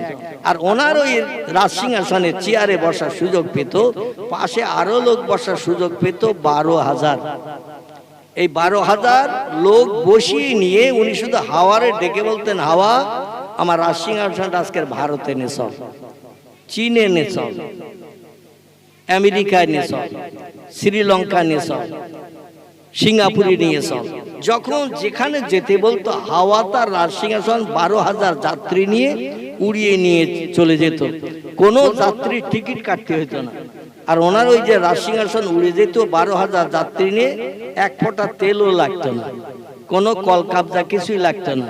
কারণ আল্লাহর প্রেমিক বান্দা হিসাবে যারা সাব্যস্ত হয়, মান কানা লিল্লাহ, যে লোকটি আল্লাহর আপন হয়ে যায়, কানাল্লাহু লাহু, আল্লাহ তার আপন হয়ে যায়। আর আল্লাহ যখন কোনো বান্দার আপন হয়, অকুল্লা শাইইন ইয়ানফাউন নাস, আল্লাহ তত্ত্ব দিয়েছেন, পয়গম্বর মুহাম্মদ রাসূলুল্লাহ তত্ত্ব দিয়ে দিয়েছেন, পৃথিবীর সব সৃষ্টি, যা কিছু চোখে দেখি, যা কিছু চোখে দেখি না, সব সৃষ্টি ওই ব্যক্তি তখন বশ হয়ে যায়। যারে যা বলে সে তাই শুনতে বাধ্য হয়। তবে শর্ত হলো, এই তাম বিশ্বব্রহ্মাণ্ডের মালিকের আপন হতে হবে। আচ্ছা, আমরা আল্লাহর আপন হতে পেরেছি বলে মনে হয়? একটু কথা বলতে হবে। কেউ বললেন না যে হ্যাঁ, সবাই বলছেন না। দুই একজন হ্যাঁ বললে আমি একটু বাড়তি তথ্য কিছু দিতে সুবিধা পেতাম, কিন্তু সবাই বলছেন না। তাহলে আমরা আল্লাহর আপন এখনো হতে পারিনি। কিন্তু আমাদের মাথায় আল্লাহর বিধান টুপি আমরা মাথায় দিয়েছি, কারোবা মুখে দাঁড়িয়ে আছে, কারোবা নাই। অধিকাংশ ব্যক্তি পায়জামা, পাঞ্জাবি, লুঙ্গি ইত্যাদি পরিধান করেছি। আল্লাহর পছন্দনীয় ধর্মের বেশভূষা, পোশাক পরিচ্ছদ আমরা পছন্দ করেছি, কিন্তু আমরা আল্লাহর আপন হতে পারি নাই। যারা আল্লাহর আপন হয়েছে, সেই খোদার কসম, একটা মশা পর্যন্ত তার গায়ে ইনজেকশন চালাবে না। মশা বোঝেন তো? গোয়াল ঘরের পাশে যদি আপনি রাতের বেলা বিছানা ফেলে কম্বল টম্বল বিছিয়ে শুয়ে পড়েন, মশা বোধ আপনার ধারে পাশে আসবে না। গোয়াল ঘরের পাশে আসবে? মাছি আপনার গায়ে বড়বে? বড়বে মাছি? নোংরা জিনিস আছে যেখানে, মাছি ভন ভন করছে সেখানে। আচ্ছা, ওখানে যদি আপনি সারা রাত থাকেন, সারাদিন থাকেন, তো মাছি আপনার গায়ে বলবে না বলবে না? একজন ব্যক্তি ছিলেন পৃথিবীতে, তার নাম হলো মুহাম্মাদুর রাসূলুল্লাহ। একটু প্রাণ খুলে বলুন সাল্লাল্লাহু আলাইহি ওয়াসাল্লাম। রাসূল বলছেন পৃথিবীতে ওই লোকটি সবথেকে বড় কঞ্জুস, ওই লোকটি সবথেকে বড় কৃপণ, ওই লোকটি সবথেকে বড় বখিল, যে আমার নাম শুনলো, নাম শোনার পরে একটু সাল্লাল্লাহু আলাইহি সাল্লাম বলল না। তার মতো কৃপণ, বখিল, কঞ্জুস পৃথিবীতে আর দুজন নাই। নবী বলছেন আমার নাম শুনে যে লোকটি দরুদ শরীফ পাঠ করলো, অজাবাত লাহু শাফাতি, আমি মুহাম্মদ তার জন্য পৃথিবীর জিন্দেগিতে হায়াতে বেঁচে থাকতে বলে গেলাম, তারে জান্নাতে না ঢুকিয়ে আমি জান্নাতে ঢুকবো না। আর একটু জোরে বলেন। নবী বলছেন আমার নাম শুনে যে লোকটি সাল্লাল্লাহু আলাইহি সাল্লাম বলল, মানে নবীর মহব্বতে দরুদের তোহফা পেশ করলো। নবী বলছেন অজাবাত লাহু শাফাতি, আমার জন্য দায়িত্ব পড়ে গেল ওই লোকটাকে জান্নাতে না ঢুকিয়ে জান্নাতে সুখ স্বচ্ছন্দ আমি উপভোগ করব না। তাই নবীর নাম শুনলে একটু সাল্লাল্লাহু আলাইহি সাল্লাম বলতে মুসলমান আমাদের আপত্তি থাকা উচিত? থাকা উচিত না। অন্তত যখনই নবীর নাম শুনবেন, জোরে না হোক আস্তে আস্তে বলবেন সাল্লাল্লাহু আলাইহি ওয়াসাল্লাম। আল্লাহর অফুরন্ত রহমত, দয়া, করুণা আল্লাহ তার উপরে বর্ষিত করুক, বর্ষিত হোক। জোরে বলুন একটু আমিন। এই নবীজির গায়ে 63 বছর জিন্দেগিতে একটা মশাও কোনোদিন বসে ইনজেকশন দেয়নি, একটা মাছিও তার গায়ে সারা জীবনে বসেনি। এই মুহাম্মদ রাসূলুল্লাহ আল্লাহর আপন ছিল না দুশমন ছিল? আল্লাহর আপন ছিল। এই যে লোকটার নাম আমি আপনাদের কাছে করলাম, তামাম বিশ্বব্যাপী বাদশাহিত্য করেছেন যে লোকটি, এই লোকটির নাম হযরতে সুলাইমান আলাইহিস সালাম। আল্লাহর এমন আপন হয়ে গিয়েছিলেন, পিঁপড়ে পর্যন্ত তার কথা শুনতো। এখন পিঁপড়ে ঝাঁকে যদি আপনি পা দেন, পিঁপড়েরা বাসা থেকে বেরিয়ে আপনার পায়ে কামড় দেবে না দেবে না? নামি দামি মানুষ, প্রধানমন্ত্রী, মুখ্যমন্ত্রী, কি বড় হাফেজ, আলেম, কারি, মুফতি, পিঁপড়ে ঝাঁকে যেখানে মাটি তুলে ঢিবি করিস, ওইখানে একটু ঢিবেটা ঘা দিয়ে যদি পা দিয়ে দাঁড়িয়ে থাকেন, ও সেকে ধরবে না ধরবে না? ধরবে। আসলে এমন সৃষ্টি পৃথিবীতে ছিল, পিপীলিকা পূর্বে ছিল, এখনো আছে, ভবিষ্যতেও থাকবে। এই সুলাইমান নবী যেটা বলতেন ওরা সেটা শুনতেন, জীবনে কোনোদিন তার সঙ্গে শত্রুতা করেননি। এই কারণে আল্লাহ পাক তামাম বিশ্ব ঘোরার সুযোগ দিয়েছিলেন বিনা পয়সা খরচে। সব দেশের জনগণের সুখ সুবিধার জিনিস দেখতেন, শুনতেন, সে মতো তাদের সুযোগ সুবিধা করে দিয়ে এই পৃথিবীতে শান্তিতে বসবাসের সুযোগ করে দিতেন। জোরে বলুন একটু সুবহানাল্লাহ। আরেকজন ব্যক্তির নাম আপনাদের কাছে আমি বলবো, যে লোকটির নাম কম বেশি আপনারা হয়তো কেউ শুনেছেন, মনে নেই, বা কারো হয়তো এখন মেমোরিতে জোটে নাই। এই লোকটির নাম হলো সেকেন্দার জুলকারনাইন। কি নাম বললাম?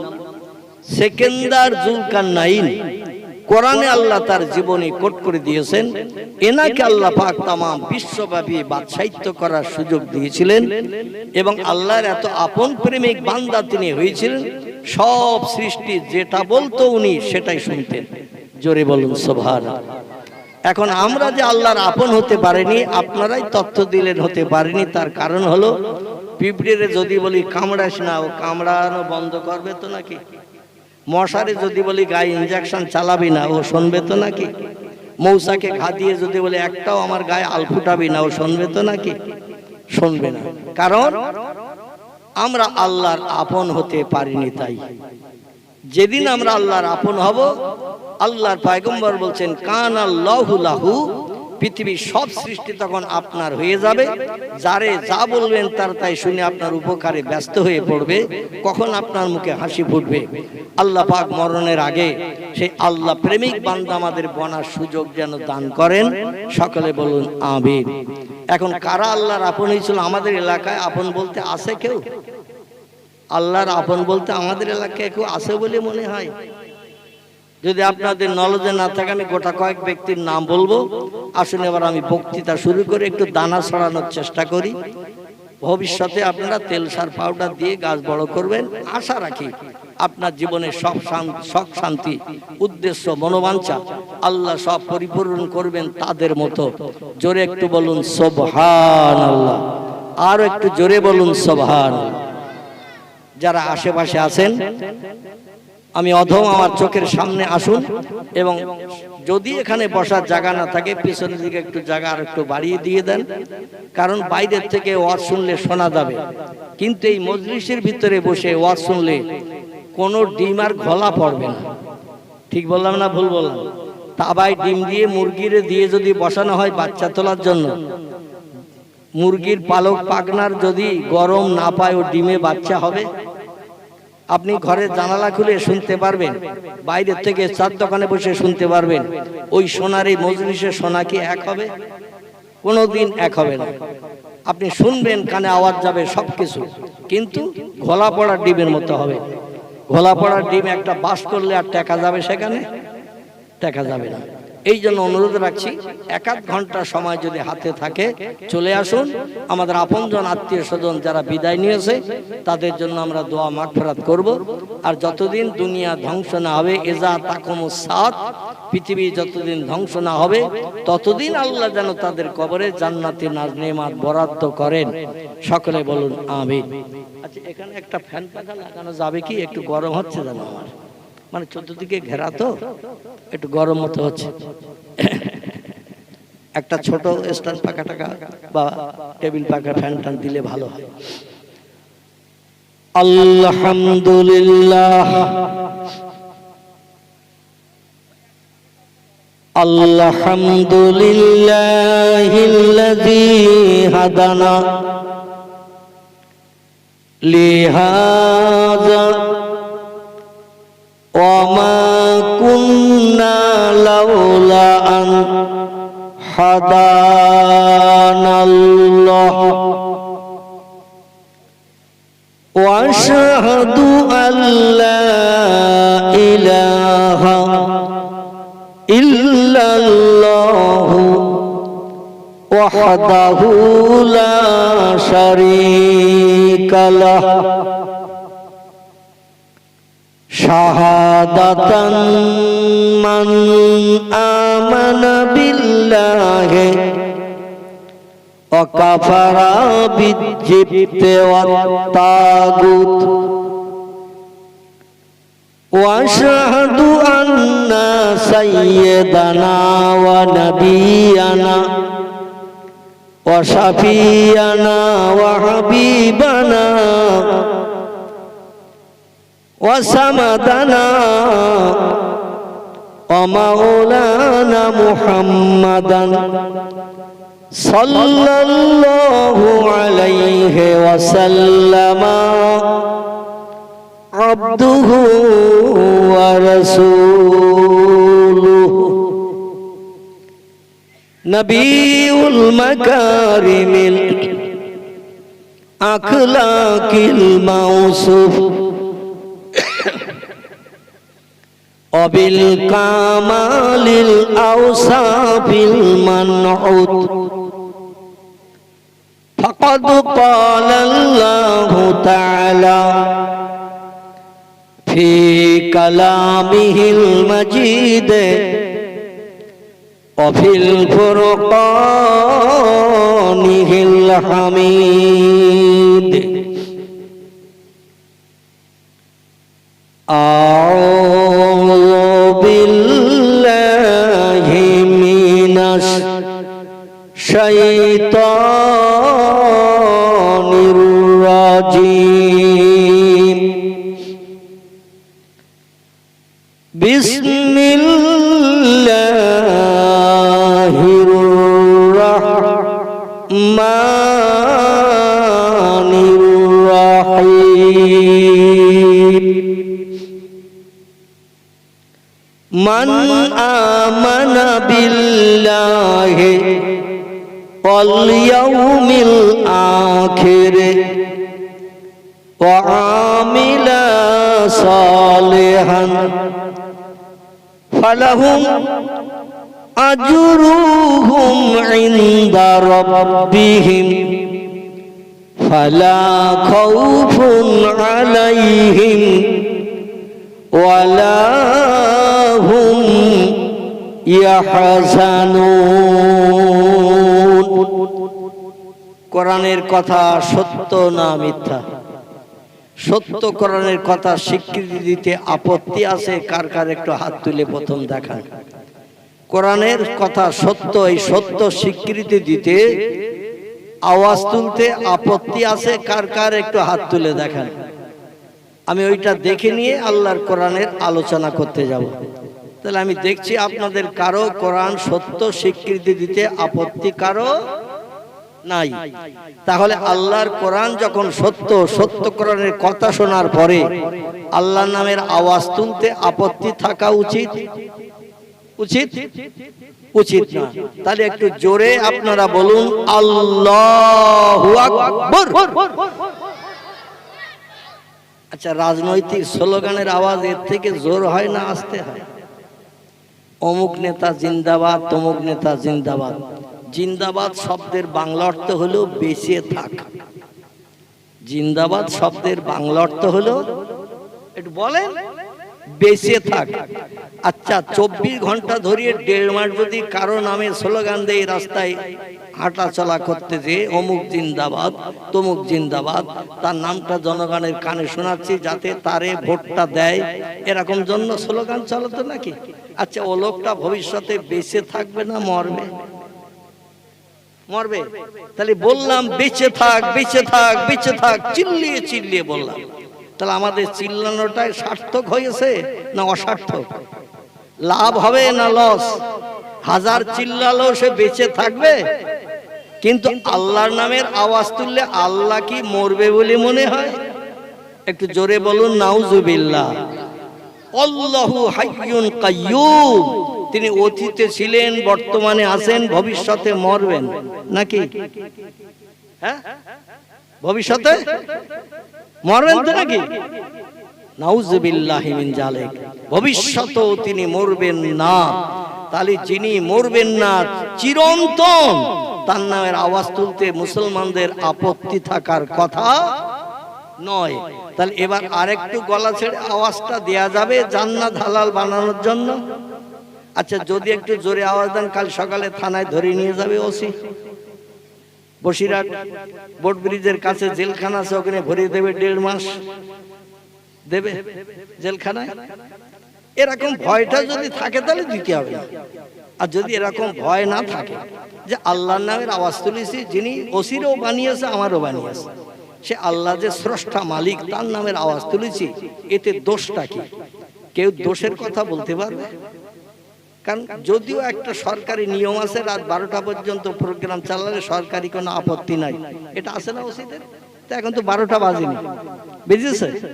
প্রত্যেক ধর্মাবলম্বীরা তারা বিভিন্ন ধর্মীয় অনুষ্ঠান করে থাকে, রাত 12টার মানুষ বিশ্রাম নেবে, ঘুমাবে, এই জন্য সেই সময় মাইক চালানো বন্ধর কথা থানা থেকেও মাঝে মাঝে বলা হয়, ঠিক কি না? তো এখন তো 12টা বাজেনি, তাহলে আল্লাহর নামের আওয়াজ তুলতে আপত্তি আছে কারো? তাহলে একটু জোরে আওয়াজ তুলে বলেন আল্লাহু আকবার। আওয়াজ একটু বেড়েছে না কমেছে? যত ঘটবেন ছুরি তত ধার হয়, ঠিক না বল? ছুরি যত ঘটবেন দেখবেন ও তত চকচক করবে, ধার হবে, মানে কাজ করতে সুবিধা পাওয়া যাবে। আল্লাহর নামের আওয়াজ মরণের দিন পর্যন্ত আল্লাহ আমাদের জবানে যেন উচ্চারিত রাখেন। আজরাইল যখন আসবে তখনও যেন আমরা আল্লাহর নামের আওয়াজের কলেমা শরীফ পড়ে বিদায় নিতে পারি। জোরে বলুন একটু আমিন। যাবে কিনা? কিয়ামত পর্যন্ত চেষ্টা করলে আল্লাহর ওলি হওয়া যাবে। আল্লাহ পাক আগামীতে আমাদের 5 ওয়াক্ত ফরজ নামাজ, রমজান মাসের রোজা এবং হালাল হারামকে বেছে এই পৃথিবীতে একটু রাত জেগে ইবাদত বন্দেগী বেশি বেশি করিয়ে ওলিদের তবকার মানুষ বানার তৌফিক আল্লাহ আমাদের যেন দান করেন। সকলে বলুন আমিন, সকলে বলুন আমিন। সুদের ব্যবসা করবেন না, মদ খাবেন না, মদের ব্যবসা করবেন না, মিথ্যা কথা বলবেন না, চুরি ডাকাতি ছিনতাই করবেন না, চরিত্র নষ্ট করবেন না, গরিব এতিমের হক ফাঁকি দিয়ে খাবেন না। যদি এই সমস্ত কাজগুলো করেন অবশ্যই ফামাইয়া আমাল মিসকালা যাররাতিন খায়রা ইয়ারা, ওমাইয়া আমাল মিসকালা যাররাতিন শাররান ইয়ারা, শস্য দানা পরিমাণ খারাপ কাজ করলে তার প্রতিদান হিসাব হাসরের মাঠে আপনাকে পেতেই হবে, রেহাই নাই। এই জন্য আল্লাহ আমাদের ব্রেন মগজে যে জ্ঞান দান করেছেন, এই জ্ঞান মোতাবেক কোরআনের আদর্শ পয়গম্বরের চরিত্র মেনে মরণের দিন পর্যন্ত আমরা চলতে পারি, এ তৌফিক আল্লাহ আমাদের সকলকে যেন দান করেন। সকলে বলুন আমিন। আসুন একটু উঠে আমরা সকলে দাঁড়াই, প্রিয় নবীর দরবারে একটু সোনার মদিনায় একটু সালাম পাঠিয়ে নেই। ইয়া নবী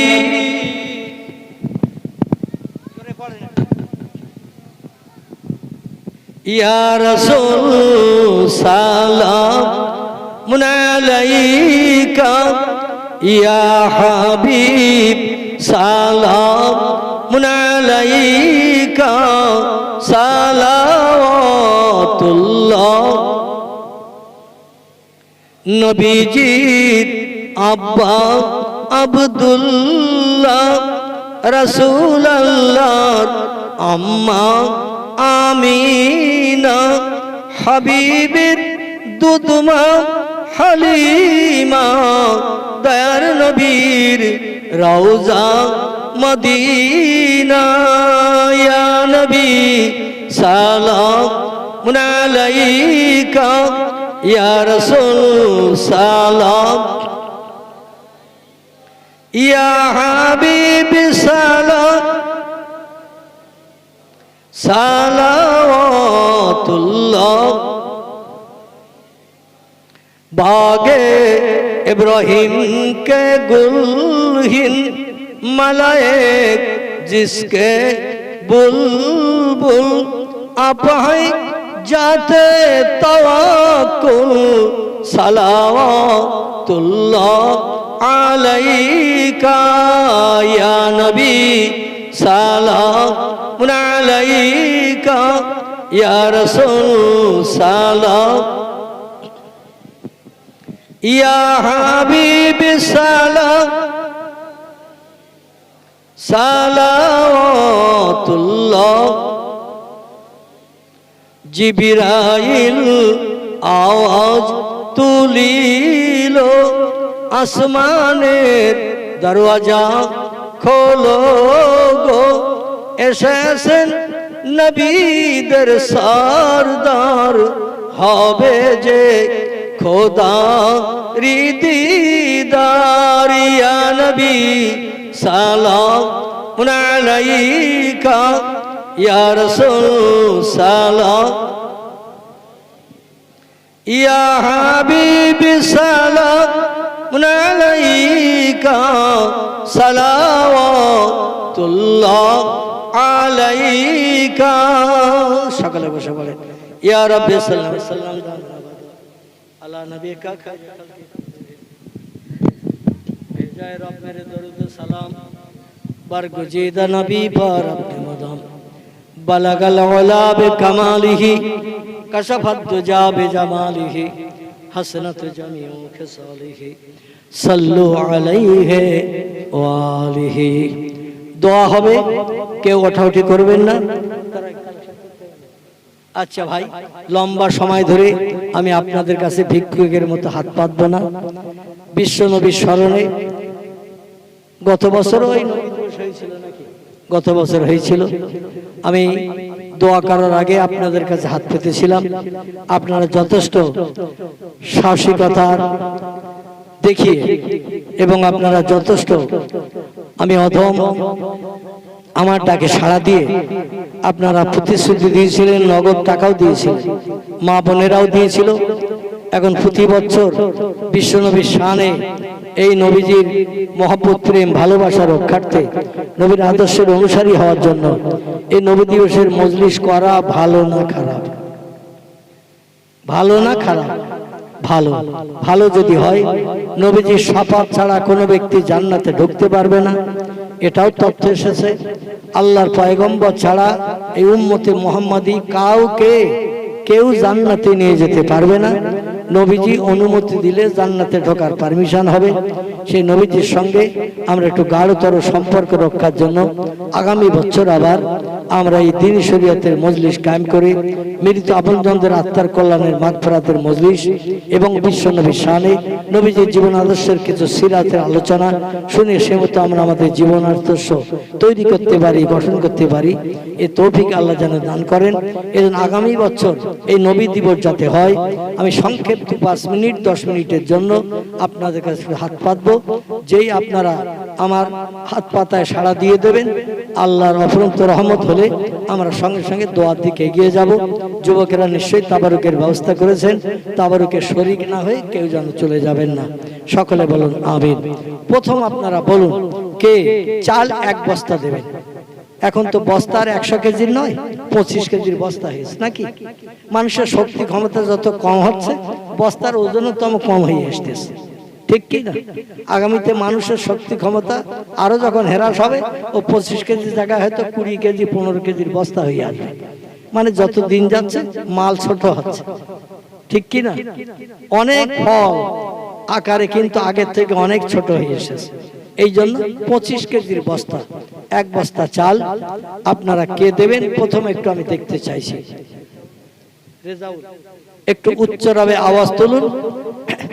ইবলিস শয়তানের মুখে চুনকালি পড়ুক। শয়তান চাইবে এই ভালো কাজ না হোক, শয়তান চাইবে এই ভালো কাজে কেউ দান না করুক। এই জন্য সকল ব্যক্তির মনের ভিতরে শয়তান কুমন্ত্রণা দেবে, ধোঁকা দেবে। এই জন্য শয়তানকে এই মজলিস থেকে অন্তত 10-20 মিনিটের মধ্যে আমরা একটু তাড়াবো। তিরমিজি শরীফের হাদিস, শয়তানকে দূর করতে গেলে তাকবীর ধ্বনির আওয়াজ তুলতে হবে। আল্লাহু আকবার ধ্বনির আওয়াজ যত দূর যাবে, শয়তান তার ভেতরে আর থাকবে না, ওর গায়ে বিষ লাগা মতো হবে। জোরে বলুন সুবহানাল্লাহ। তাহলে আওয়াজটা একটু আস্তে দেবেন বলে মনে হয় তো নাকি? আল্লাহর নামের আওয়াজ একটু আস্তে দেবেন বলে মনে হয়, জোরে দেবেন। আচ্ছা, তাহলে রেজাউল, আমার রেজাউল ভাই, তিনি প্রথম 1 বস্তা চালের প্রতিশ্রুতি দিলেন। আমি একটু তাকবীর ধ্বনি আপনাদের কণ্ঠ থেকে তুলে রেজাউল ভাইয়ের নামে আমি আল্লাহর দরবারে একটু স্বীকৃতি দেব।